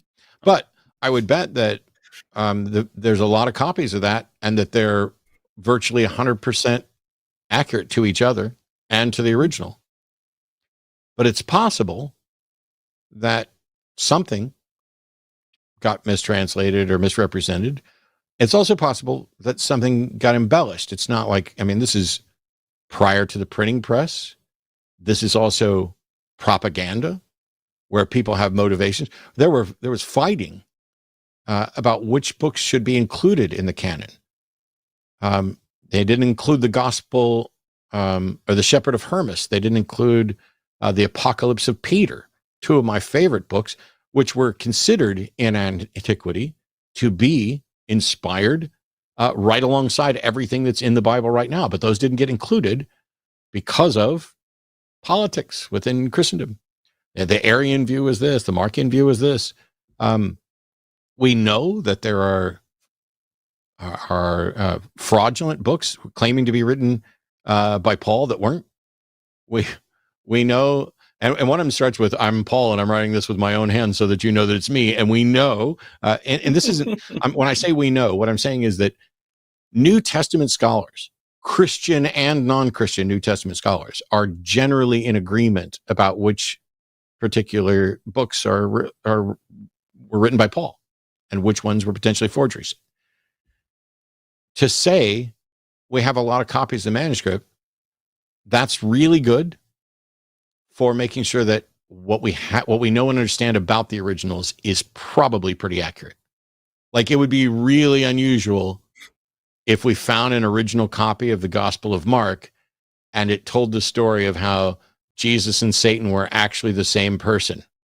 I mean, like that was cut out of Mark. That would be bizarre. But to say that these books reliably tell the story is different from whether the story they tell is reliable. That's the thing. I'd say in general, what the evidence points to is that Christianity was a successful and prolific religion. That's what many manuscripts suggests, not that it's true. I mean, we've seen this with, playing telephone or Chinese whispers or whatever. I don't even know if that's an acceptable term to say on that. It's just what I heard. But you and I were in Nacogdoches at a convention years ago. I don't remember much at all from it. But if you said to me, hey, you remember that at that Nacogdoches convention when we were talking with Jerry DeWitt and he said this, it would be very easy for me just to go along with it and say, yeah, I remember that. Or I think I remember that. And then if you were standing up trying to tell somebody this story about when we were in Nacogdoches, Jerry DeWitt said this to you, and somebody said, you're a liar. And I'd say, no, he's not, because we're human beings. I was there. And I was at that Chili's. Yeah. what if we're both misremembering the facts? Right. And that was only how many years ago? 10? 10-ish? Yeah, not even. Something like that. You know, how is it that I don't find Jake's memory of a tweet from yesterday to be enough on its own? You shouldn't either. But if we let it sit for 2,000 years and enough people talk about what Jake said about a tweet, all of a sudden it becomes the gospel truth. And I use that phrase specifically because we're talking about the gospels, and in our modern world, gospel has become used synonymous with the truth. And that leads people to conclude that they have good reason to think it's the truth when they don't. Anyway, I got other callers for us. Robert in California, pronouns are they, them, has a question about, I don't know. What's your question, Robert? You're on with Jake and Matt. Yes. Hi, Matt. How are you? I'm doing well. Yes. Hi. I'm just wondering, I just want to call in and get your take on the recent discourse regarding the usage of the term birthing person. Yeah.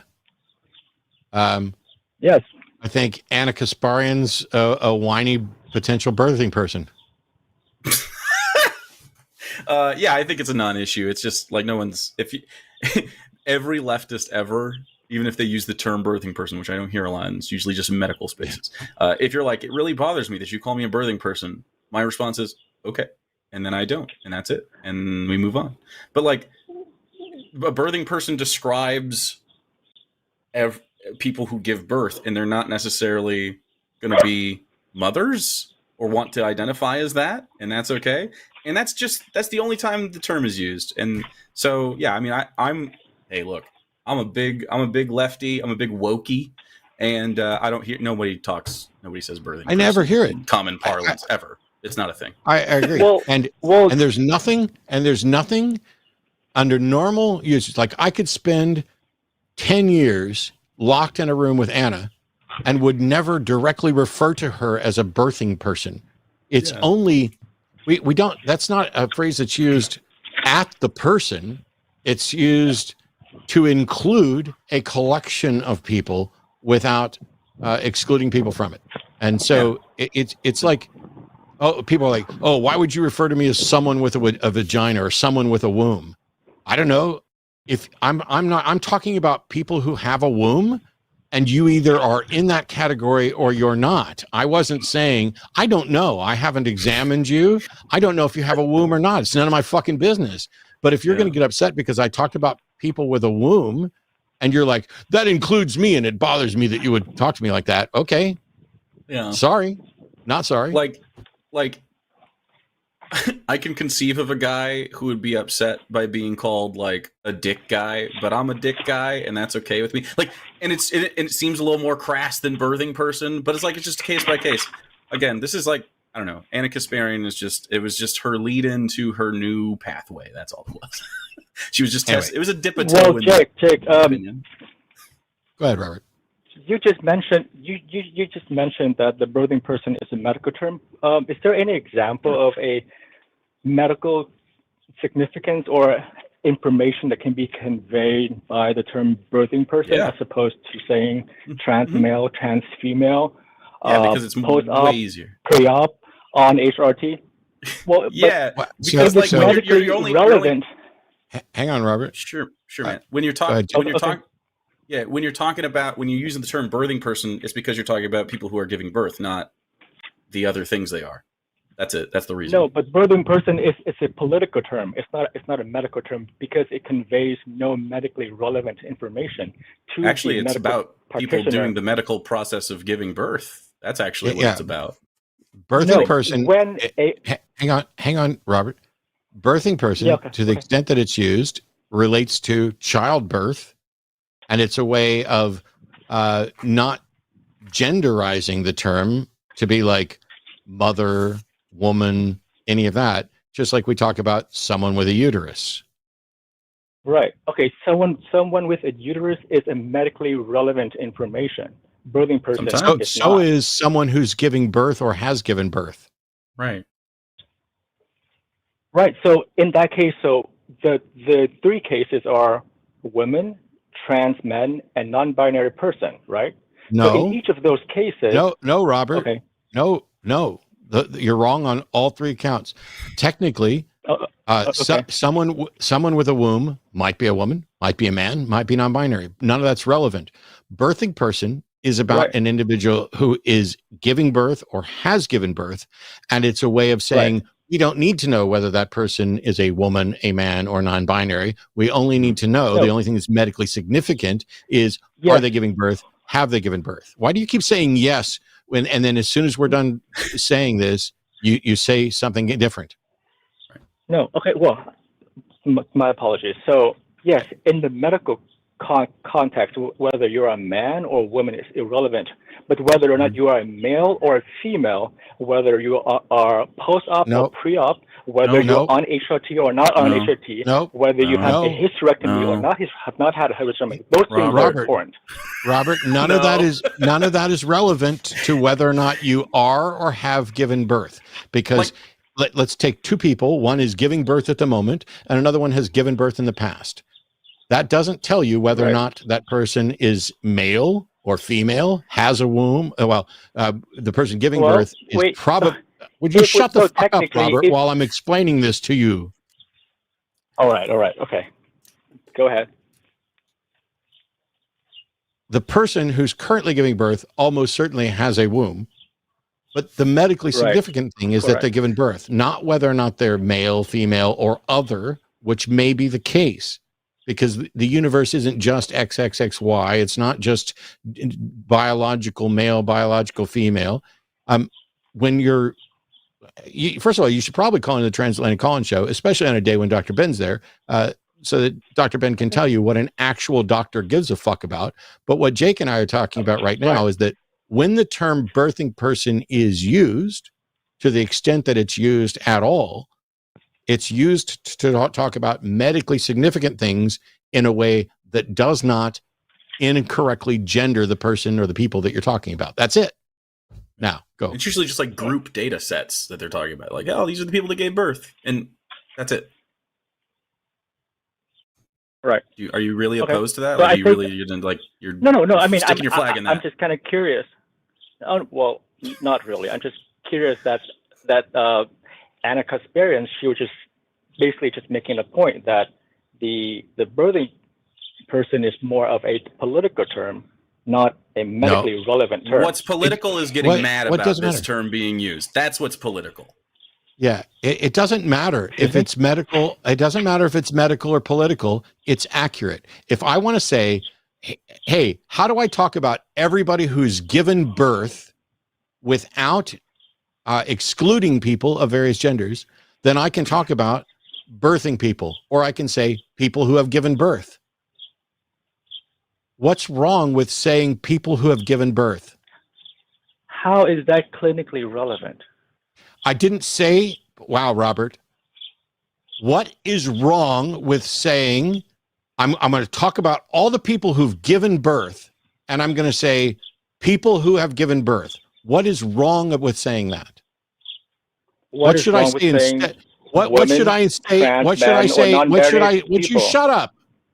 What should I say instead of laugh it up? What should I say instead of people who've given birth? Cis women, trans men, non-binary people. Okay, so you want us to get granular? You want us to get more granular? You want me to say, hey, I've got a message out there to all these cis women, trans men, and non-binary people who have given birth, instead of saying, I've got a message out there for all the people who have given birth. That's what you think is better? Well, yeah. Guys, gals, you're an idiot. There are women You're an like idiot. Anna Kasparian who feel like that term's dehumanizing. You're an idiot. She's not being You're an referred idiot. to as I don't take you seriously. Well, I mean, has Anna you given can do all birth? the at home you want, but that's how. I mean, that's not what it is. I literally, feeling and preferences have. Robert, Anna's never going to sleep with you, no matter how much you simp for her. Listen to me. I just asked you if I wanted to reference people who gave birth. What should I say instead of people who gave birth? And you say that I should say cis women, trans men, and non-binary people who have given birth. You think it's preferable to include the various categories in addition to saying Yes. people. Okay, then you're an Especially idiot. in the Right. medical Yeah. context. No, Especially in the you're an medical idiot. context, when you try You're to an be idiot. very accurate. You're an Well, idiot. I'm okay, not going to that- waste my time your saying opinion. 10 more words than I need to just so you can whine about something. Well, I mean, so Anna preferences on how she wants to be validated as I don't give a female. fuck what Anna's It's irrele- preferences are. Fuck Anna Okay, Kasparian. then there we Nobody's go. referring Okay, to fine. her as a birthing person directly. And there's nothing There you go. wrong. You've said and- enough. and I've said enough? Yes. Have I because said you enough? basically said that Anna's preferences don't matter. They don't, because we're talking about Fine. listen, Okay. here. She's That's- not included Shut up, in you're this muted. word. Shut up, you're muted. I'm going to make this really clear. I said, how should I refer to people who have given birth? And I'm fine with saying people who've given birth. But you hung up. You run away, you little bitch. Run away. You want me to say, hey, I have a message for the cis women, trans men, and non-binary people who've given birth. That's like saying, hey, I have a message for everybody out there who has a four-wheel drive truck. And you say, no, you have a message out there for every Chevrolet, Ford, Nissan, Ram, Dodge, etc., four-wheel drive truck out there. You want to do more work. When I'm talking about a group of people who've given birth, what Anna Kasparian prefers to be called is completely irrelevant. And you want me to use 10 more words because you found someone who doesn't want to be referred to as a birthing person. Well, too fucking bad. Yeah, I mean, it's just you're a little edgy guy that wants to find little spots to encourage more transphobia for some reason. It doesn't make any sense. This isn't a logical point of view to have. It is just a matter of fact that when I say I have a message for people who have given birth, that includes cis women who've given birth, trans men who've given birth, non-binary people who've given birth. It includes every fucking person who's given birth. Has Anna given birth? If it does, then it includes her. And if she has, then it includes her. And if she hasn't, then it doesn't include her. But at the end of the day, if somebody says, I heard that somewhere over there in somebody else's house, they referred to people who've given birth. I know that this was a private conversation between some individuals at a party at Matt's house, but somebody came and told me that at this party at Matt's house, he referred to people who've given birth, and I don't like the fact that he's referring to me like that. That's how stupid this is. This is the stupidest thing ever. Pearl clutcher over nothing. By the way, I thought we were like the SJW wokey losers, right? They're all offended about everything. Like, this is how every single call with this goes for me. Yeah. So, I'm glad your experience isn't that much different. No, it's like this. Your Majesty in chat just gave me the perfect example that I wish I thought of. How do I refer to people who have pooped? If I say you're a pooping person, hey, I've got a message for every pooping person out there. You need to get a bidet on your toilet. Anybody who comes up and says, I don't like the fact that you referred to me as a pooping person. Okay, suck it up, Buttercup. I wasn't talking to you. I didn't walk up to you and say, you look like a pooping person. Everybody poops. Simply find a loophole and you won't be included in pooping. It's like they've been listening to the disclaimers on all the medicine stuff. So it's like, are you a white man with corns? Are you a black man with corns? Are you a Hispanic man with corns? Are you a Japanese man with corns? Are you a Chinese man with corns? Are you a Korean man with corns? Are you I don't know, I can't keep going, but we could just list every single person who might have corns on their feet. If you do, if you've had corns, we've got a message for you. So listen up. All of you white people who've had corns, black people, it's like, so oh my God. It is, I have it. I'm looking this up because I can never remember it. It's a Monty Python bit. about the great German Baroque composer Johann Gambelparady von Auschwitz, Splendin, Slitterkirch, Krimben, Fried, Digga, Dingle, Dangle, Dongle, Bursten, von Nackerthrasher, Apperbengel, Horowitz, Stickelinze, Grander, Naughty, Speltinkle, Grandlich, Grumbelmeier, Speltwasser, Kirchleit, Schambussen, Bahnwagen, Guten Abend, Bitten, Nürnberger, Bratwurst, Getspurten, Mitzmanagement, Luber, Hansoft, Gumberraber, Schonendorfer, Kopfschloss, Mitzlaff, Offer, von Hopfkopf of Ulm. They do an entire bit where that's the dude's name. That's basically what that guy wants me to do when I need to refer to people who've given birth. Or we could just ignore that. We could just say people who've given birth. I think that's what it's so weird. All right, we got one more call to get to. And then on to super chats probably. Levi in Colorado, pronouns are he, him. Welcome. Hello. How are you doing, Matt? And Jake? I'm all right. And Thank you for acknowledging my guest. Begrudgingly. I'm doing great. And Jake. Okay. I was just wondering, how do you feel about anti-theism? I kind of have, from what I've heard from Jake, I kind of have an idea that it seems like he's pro-anti-theist, but I was just wondering, like, how do you feel about anti-theism and if it should be pushed or not? Define what you mean by anti-theism, because what I meant by it and what Hitchens meant by it are two different things. Oh, well, just the, for me, anyways, just the idea of a god, worshiping a god or a deity is offensive to me and is anti-human, I think. Pretty much, it basically, I'm just against the idea that you should bow down and worship a deity of any kind, because that's to me that's kind of, I don't know, just it kind of promotes the idea of fascism or fascist dictatorships in a way, and it just encourages that mindset of, oh, I need to bow down to something greater than me and to lead me and to guide me and to, I don't know. Does that clear it up for you? Okay. I'm opposed to forced worship and expected worship. And I think anybody who would demand or expect worship is clearly undeserving of it. I have no problem with people respecting or admiring or even worshiping of their own volition to say, you know, you're the ideal that I look up to or any of that stuff. It's the demand or expectation of it that I would be opposed to. Yeah. And okay, I would so you don't have essentially be similar. So you don't have a problem with people worshiping a god as long as they're progressive and believe in evolution and stuff like that? Oh, no, I have lots of problems with it. Yeah, me too. I have a problem with people doing anything. Like, if it's not true and you believe it's true, I have a problem with that.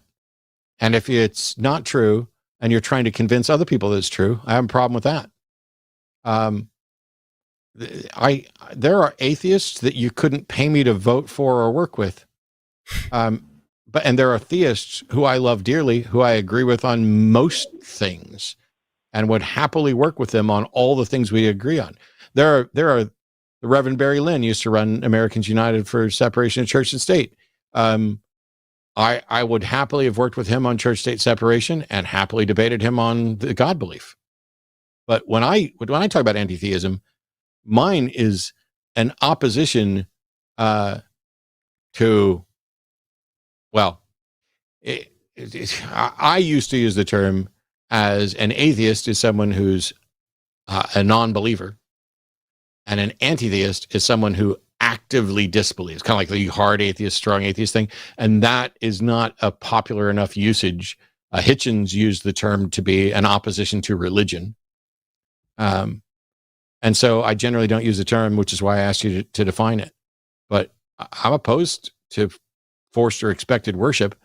But you know what? If there was some value to me revering Jake to the point where people viewed it as worship, as long as it's not a demand, you know, I can be a super fan of somebody. I'm generally not, but yeah. To me, it seems like the modern atheist movement has kind of shifted its focus from anti-theism to more, we just we're okay with religion as long as you're progressive and as long as you're, don't, Some people are doing that because we have bigger fish to fry. I mean, yeah. when I first got involved, you had Michael Newdow trying to fight in God We Trust on the money. And I'm sure he probably still is. And there were people trying to say that's a bad move because the court's not in your favor and you could wind up setting a very bad precedent. And there was a lot of talk about how to grow the movement, how to make sure that the movement didn't just look like me and Jake. And we spent a lot of time on that. But in the meantime, what's happened is we've lost the courts. Roe has been overturned, and people are coming for rights right down the line to where Civil Rights Act items have been overturned, where my relationship may become illegal, where same-sex marriage could be overturned, where they're already going after no-fault divorces and various other things that are empowering to people. There's climate change, and maybe we'll solve it with white paint.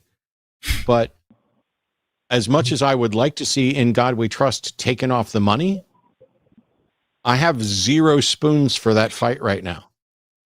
And I think that's why you're seeing a lot of atheists focus more on political stuff. It's why Jake's focused more on, I would say, can't speak for you, but it's why I do this show in addition to all the other shows, because we talk about more political stuff here. Yeah. Yeah. I do think anti-theism is for me, it's not about like we should ban religions. It shouldn't be a protected thing by any state. And it shouldn't be pushed. And I mean, I really do think that the world and just especially our country would be benefited from not believing in superstition and fake things, because when you believe in reality, you can react to it and be proactive instead of just, maybe Jesus will show up next week and I won't have to deal with this. I don't find religious belief to be helpful to anyone. The best I can see is it's in lieu of like therapy, and they're like coping with, I don't know, mortality or other trauma and stuff. And, they say, oh, it makes me feel good. And you're mean if you think that it's not real. And that's usually where we get with that. But anti-theism to me isn't like, I don't hate just like the idea of a conceptual believer. I'm not a fan of the spreading of it, the proliferation of this social cancer that we have. Yeah, I always kind of like I kind of shift between whether or not I should refer to myself as an anti-theist, because there's, like I said, there's several progressives that think that you're an asshole if you refer to yourself as an anti-theist. Oh yeah. And I mean, I don't believe in forcing my belief on anybody. I try to convince people through conversation or trying to live my life, I guess. Because, there have been times where I've been more argumentative than I should have been. And, I kind of stubbed my toe and put my foot in my mouth just by, talking too much, I just think, it seems like whenever you bow down or you open the door for any kind of spiritual thinking that's not based on science, or that's not based on like the facts that we can gather logically or reasonably, then it opens the door to like all kinds of other shit. Like it just opens the door to like, oh, well, I mean, it makes me feel good to believe in this, so it can just, what if I believe it like this without evidence, because like I have a friend who I won't bring up her name or anything, but she's been I feel like she's been going on this downward spiral from being an atheist to being a Catholic to believing that her tarot card reader, well, she doesn't believe it, but she believes her her tarot card reader tells her that he talks to aliens, and they are disappointed in humanity apparently and shit. And now she's also kind of against trans affirming care and shit like that. It just seems like she kind of seems to be the proof that, okay, this is just a downward spiral to conservatism, or to reactionary thought process, or so to speak. Yeah, I mean, it definitely harms your critical thinking skills. I mean, you just don't have a good foundation of reality, right? So it's going to be hard to even.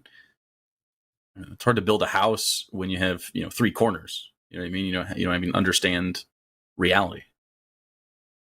Yeah, like, or I believe this house has 4 corners because it makes me feel good. Just Yeah. that's not how life works. Unfortunately, seems to be a flaw in humanity that I don't know if we'll ever be able to shake, because it just seems like it's the only way like that we can seem to understand how to be to commune with each other. Like, it seems to be a very good uniter. Religion is a very good uniter of communities and stuff like that, or can Yeah. be anyways. But religions tend to co-opt that part of us and pretend like what it does is that's one of the aspects that tends to give religions this view of legitimacy, because largely speaking, humans are communal creatures. There are people who are exceptions to that. There are people who don't want to be around other people, hermits and ascetics and things like that. But to be in control of the boundaries of that community is an incredibly powerful position. If you can say, your group's legitimate, this one's not. Here's what our community is about. And because people want to be a part of a community rather than being isolated, they are often going to go along with what you say that community is about, even if, all things being equal, they wouldn't have done that. Like, there are people who vote against their own self-interest on a regular basis. And many times it's due to religion. There are individuals who, if they knew someone who was queer and interacted with them on a regular basis, it would just become, hey, here's just another person. Here's a person I care about what they do, and on their private, it's none of my business. But when religions and other community, what's the right word? Community dictators, whoever's in charge of saying this is what the community is, you will agree with this, or you don't get to be a part of this community. There's undeniable benefits to being part of a religious community. I mean, if I was still a Southern Baptist and I packed up and moved to an entirely new town, I have a built-in community, many built-in communities there waiting for me. There's a First Baptist Church. There's probably 3 First Baptist Church, and a second and a third, and an independent and a free will Baptist Church. All of those things. They're ready. And when I move in, there's somebody who's going to bring me over a casserole and cookies and help me clean up around the place, or get rid of boxes, or help me get my kids enrolled in schools, or tell me the best places to eat, or any number of things, or hey, where are you working? Have you got a job? All of that is built into the outreach portion of most churches. And that is a huge benefit, not to mention the fact that now you have a place to start networking. Hey, yeah. Oh, we're so happy to be here. We're so happy to be here, part of this church community. Yes, I love the message from the preacher real quick. I'd love to stay and talk to you, but we just moved to town, and I've opened a new hardware store down on 7th Street. You should stop by sometime. I've got, I may be able to work some deals here. I'm not trying to, hurt your business with whatever hardware store was here before, but at least I go to your church. Yeah. It's like, it's also the fact that religion seems to also unite by dividing too. Like, whenever it always seems to be that something will pop up that a religion will disagree with, and based on faith, and with like homosexuality or any number of things. Like, as soon as it opens that door for, like, oh, I can believe that that any icky feeling that I get is valid. Any kind of feeling or emotion that is negative about somebody or something, that can be validated through faith. That can be without having to think it through properly.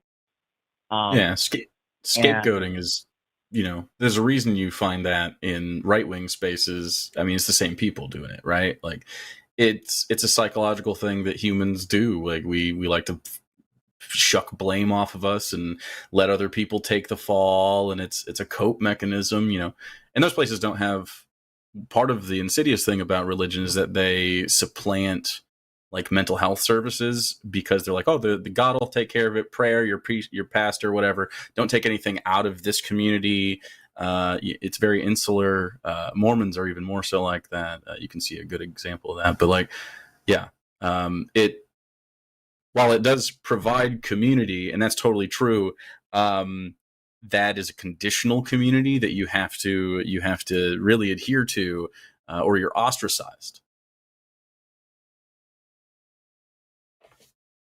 Yeah, it's also good to mention that there are certain societies that are conservative while also being atheistic, like Japan. For sure. I don't know if you know anything about anime or Japanese games, but like a lot of them revolve around killing God, but yet at the same time, while they have an anti-religious sentiment in their culture, they also have a very pro-religious sentiment where they keep the tradition, and for tradition's sake, because they know that it's a good unifier. It's a good thing for people to get around. They kind of help people go along to get along. Japan has a hard corporate nationalism. Yeah, and that sort of combined with Japanese culture, the cultural relevance of like, oh, just get along to get along, then that combined with corporate culture just makes it even worse. But yeah, I kind of go back and forth in my mind, because like, sometimes I don't want to say that, oh, well, you can't worship this God, because it does kind of sound like you're an asshole at the same time. I don't like, I'm just like wondering, like, if it's a valid position to say, yeah, religion is bad across the board without being socially ostracized. I don't. Yeah. I get what you mean, and I think that you could say that, but it gives a false impression, because not all religions are the same, and somebody could have a religion, for example, that I don't necessarily think is all that bad or that harmful. Especially when you start talking about people who are like, oh, science is your religion. Well, it's not. I don't worship science and all that, but you could make something akin to a religion out of it. So rather than, you can still talk about religions in kind of like a general sense of, hey, I think religions, generally speaking, are a problem. And you see that though from believers as well, where they say, oh, I'm not religious, I'm Christian. I'm not in a religion. I have a personal relationship with the risen Christ. I'm not in a religion. I'm not religious. I'm spiritual. I'm not part of an organized religion. I'm, mystic. And so there are already people who have incredibly problematic beliefs who are doing their best to divorce the word religion from being associated with what they have. And there may be other people who point to a religion that I don't have all that much of a problem with it. Probably not, but it's not impossible. So you don't believe all religions are bad? I don't know all religions. I believe that it's possible that you could have a religion, like I can conceive of one that's so benign that it's not a problem. But I mean, in practice, most religions just believe in an untrue thing, and at some point it's going to affect you negatively, probably, depending on the society you're in. So I tend to just shy away from false belief, is what the point is. So there's a reason that I don't say no gods exist, because I don't know about all the proposed gods, and I haven't been able to investigate them. There are some gods that I will assert don't exist. The Christian God of the Bible that I grew up with definitely does not exist, because that God has a nature that conflicts with the facts of reality. And so if something is in conflict with the facts of reality, then it can't exist. Doesn't mean there's not a version of the Christian God somewhere that doesn't exist that maybe I'm unaware of. And so it would be a mistake for me to say, there are no gods. And yet I'll happily say that in the right context. You got to remember, I debate all the time. I'm doing live shows, and I need to make sure that on the rare occasions when I say God, I have a t-shirt. I did a whole video about this. I have a t-shirt that says God is just pretend. And I don't tend to wear it because, first of all, it's a claim that adopts a burden of proof. And now if somebody asks me about it, then they're going to want me to say, okay, how do you know that God is just pretend? And now I've got to make a case for why God is fictional, which I think is a terrible strategic idea, shifting the burden of proof onto me when I can just say, I don't believe in your God, and they can't meet their burden of proof. And so I wear the shirt around the house. I've worn it out a few times. And my justification, which I think I included in the video, is when I wear that shirt that God's just pretend, I mean it in the same context that I mean that fairies and leprechauns are just pretend. Not that I've exhaustively searched the universe and demonstrated that there are no leprechauns anywhere in the universe, but that, speaking kind of colloquially, leprechauns are fucking pretend. Yeah. And I'm okay with it in that context, but I have to be careful with it because if somebody, right now we're debating whether or not the earth is flat, whether or not all kinds of things. It's possible that somebody might reach out to modern day debates and say, I want to debate Matt on the fact whether or not leprechauns are real. And since I get paid to debate and I have bills to pay, I might actually take that debate. My standards are much lower. God's not real. That's okay. You can debate me about it if you want. I appreciate the call, Levi, Yeah. but we gotta wrap this up for tonight. All right. Well, thanks for taking my call. You bet. We'll talk to you later. Yeah, I'm not too worried about the labels either. Like if somebody says, are you an anti-theist? Yeah, in some context. Are you an atheist? Yeah. Are you a hard atheist? Yeah. Are you a soft atheist? Yeah. It just depends. Yeah. They could contact us, a much better debate channel even before we launch debates. So that's a message from the producer. I should have told Christian, and maybe I'll tell him on Sunday when he calls in, that he and others can also go to QAnon.com QAnon.com, and you can then apply to be on Endboss, which is one of our new debate style shows. If you're not familiar with the format, it's because we haven't actually done a live episode yet, but we're reviewing candidates. You apply, you talk about what you want to present your case for and who you may or may not want to engage with, because it's not always going to be me that's the end boss. It could be Katy, could be the end boss on trans rights issues or whatever. And the format is basically that you're going to get like 10 minutes to make your case, and then we're going to spend time taking questions from the audience where they're just basically grilling you, and the end boss sits there and acts as the curator for those questions. And then there'll be a 10-minute basically rebuttal by the end boss, and then you get the last word to wrap it up so that we're all done in an hour. And it's a slightly different format for debates so that you get to make your case. It's for the people like Christian, who I'm sure are incredibly irritated that they think they got 3 words out before I interrupted them, when really they got 10 words out that had less value than 3. But, all right. We have super chats, and we're going to read all the super chats that are over $10 here.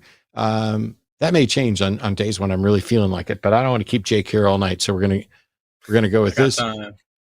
I got announcements to make while we're getting set up for super chats, and that is, as a reminder, tomorrow is the Transatlantic Call-In Show at 2 p.m. Central.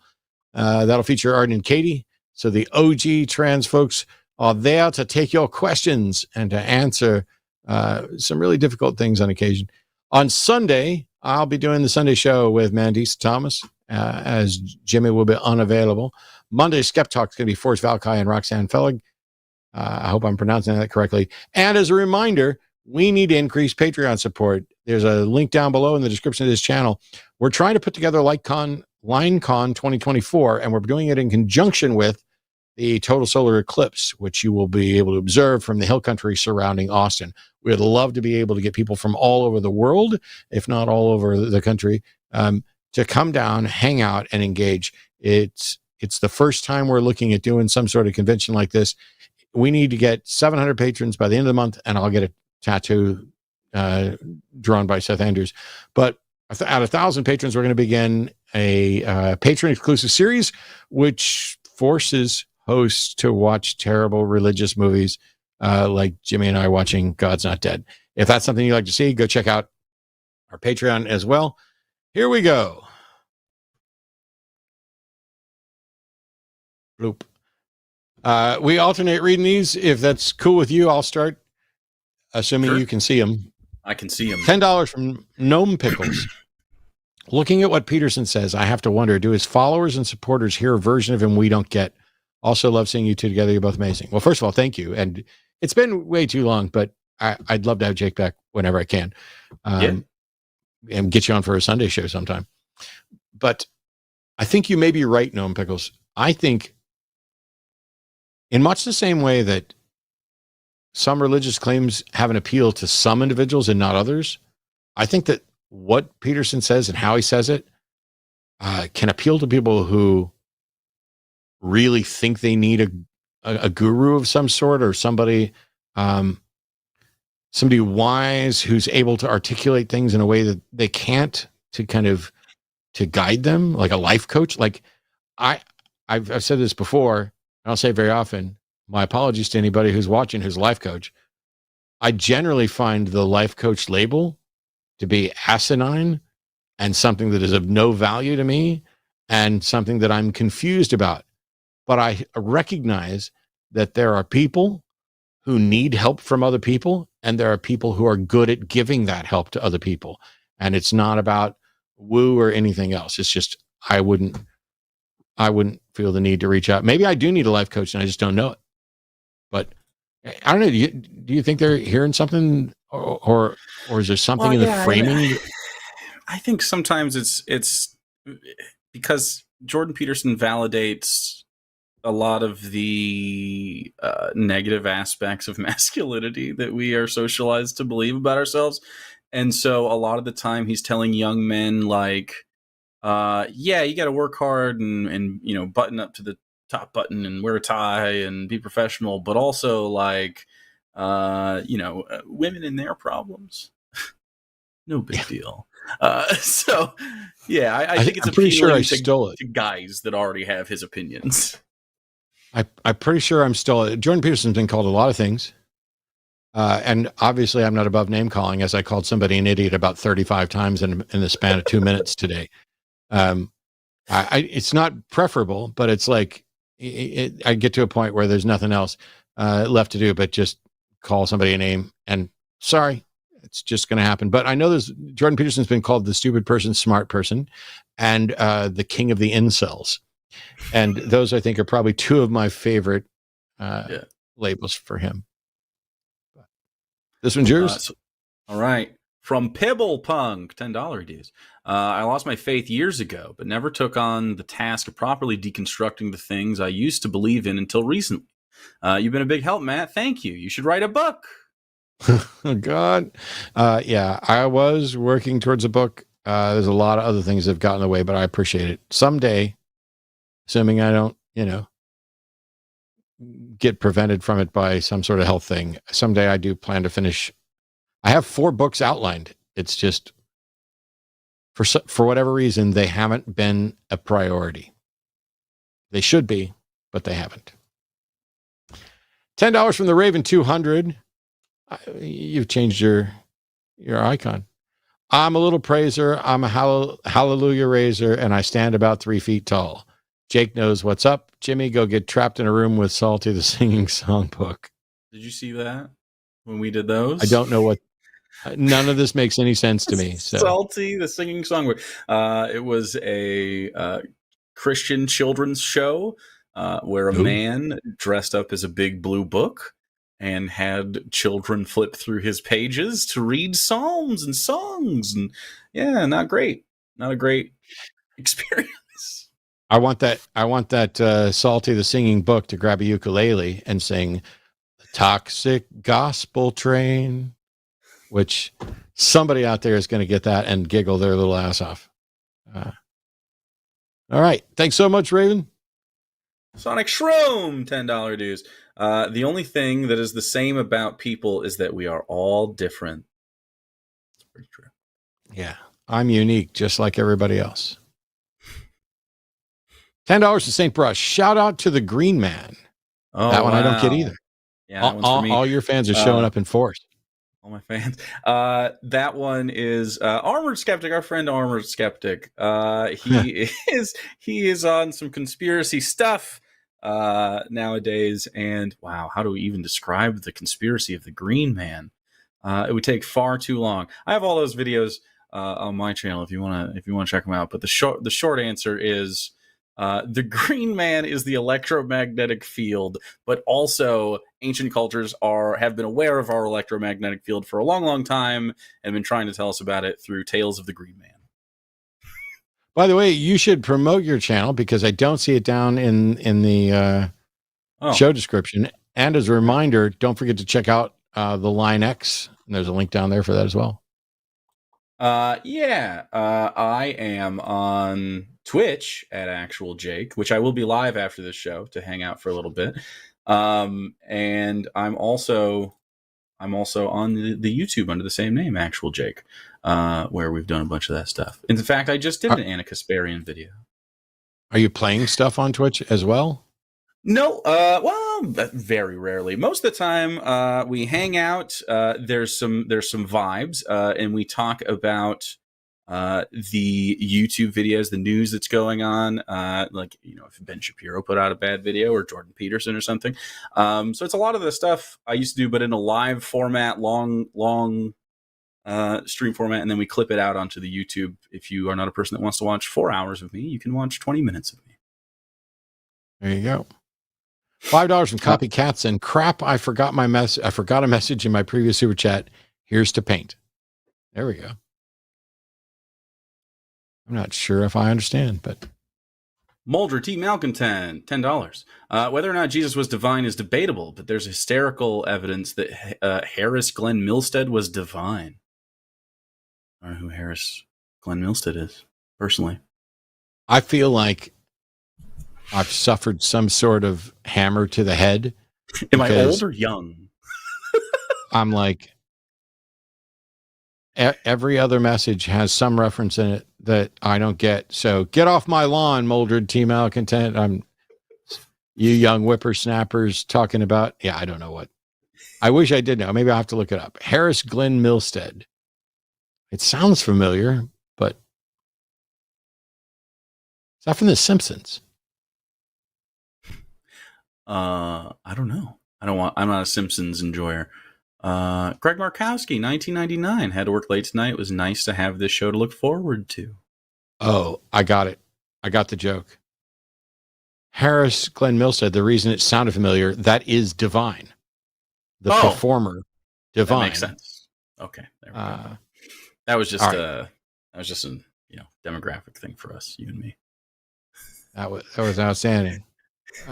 I'm sorry I didn't get the reference. I never knew Divine as anything other than Divine. So $10 from Mr. Whiskers.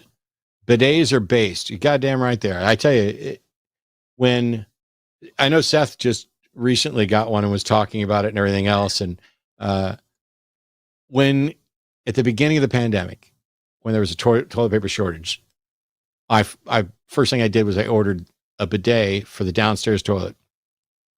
And I think a day after I installed it, which took me 15 minutes, I ordered bidets for the 2 bathrooms that are upstairs. And so since basically April of 2020, I've had bidets on all the toilets in my house.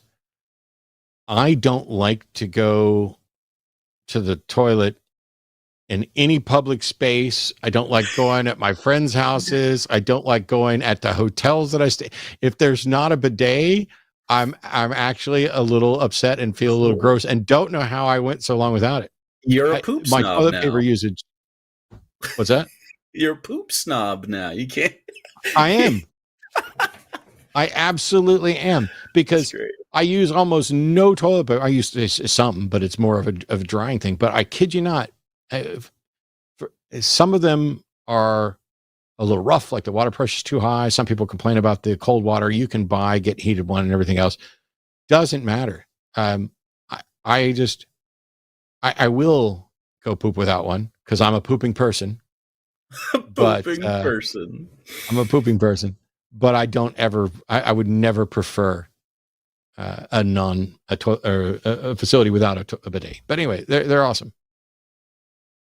If you don't like them, you're just wrong. Atomic Johnny with 10 Canadian dollars.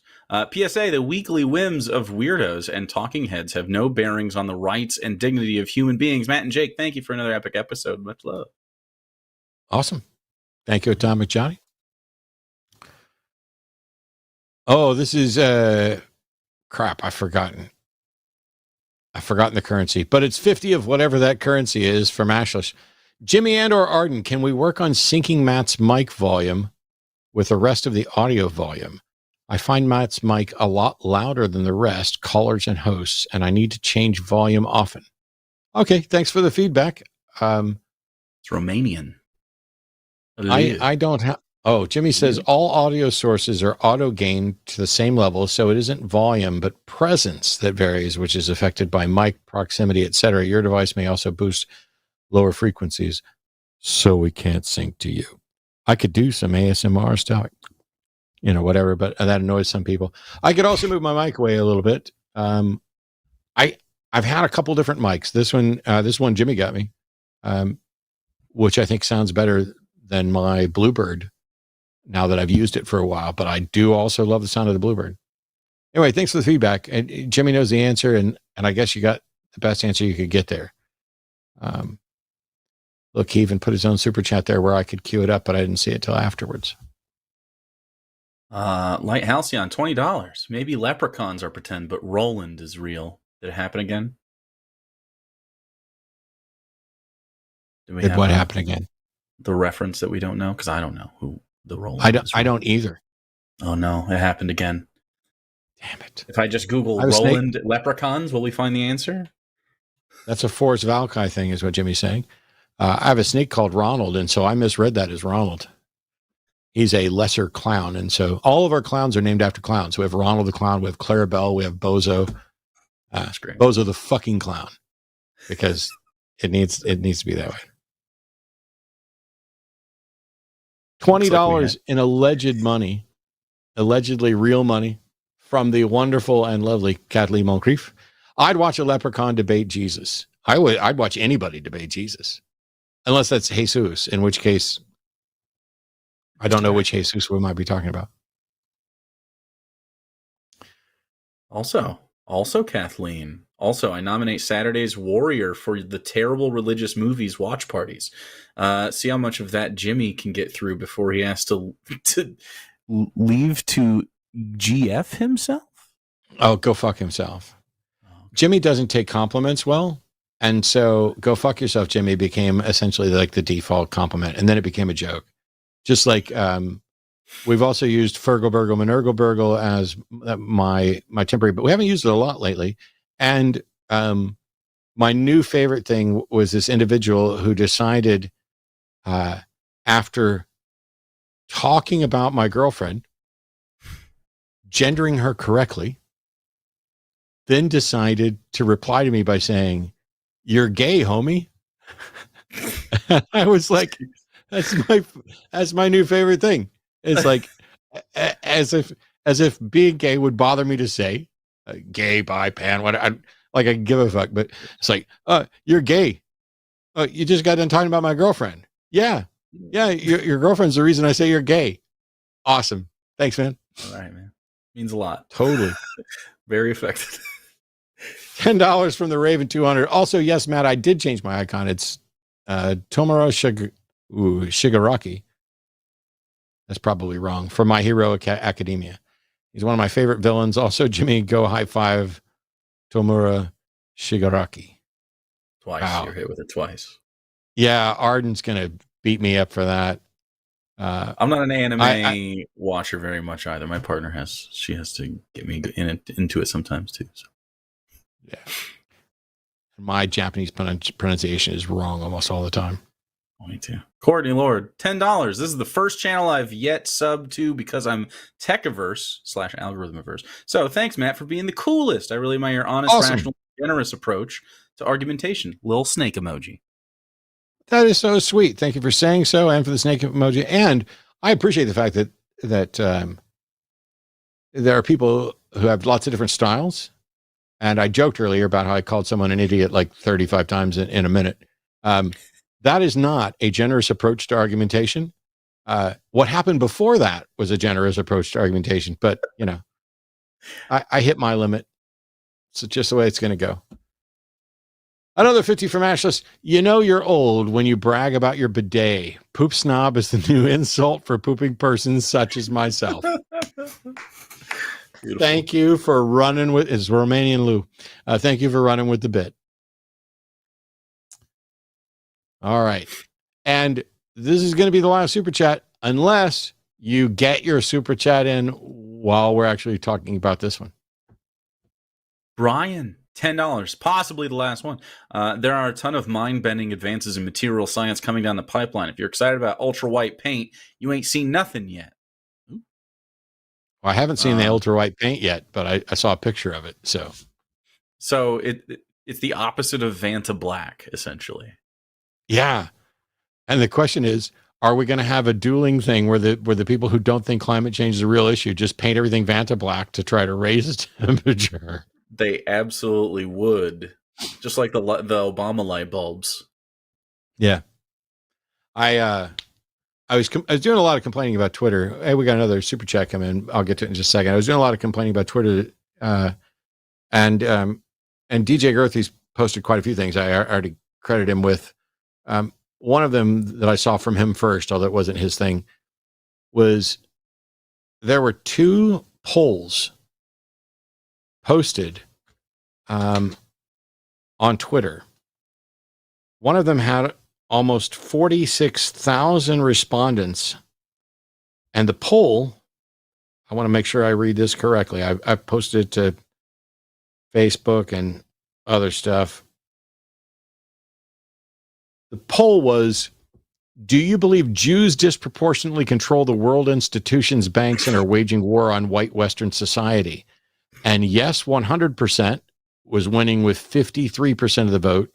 Great. Yes, it's complicated. It had 24.5% of the vote. So that's 76.6% of the vote was yes of one form or another.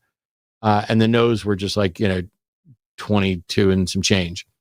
And then the poll that immediately followed that, I shit you not, was who were the good guys in World War II? The Nazis or the people fighting Nazis?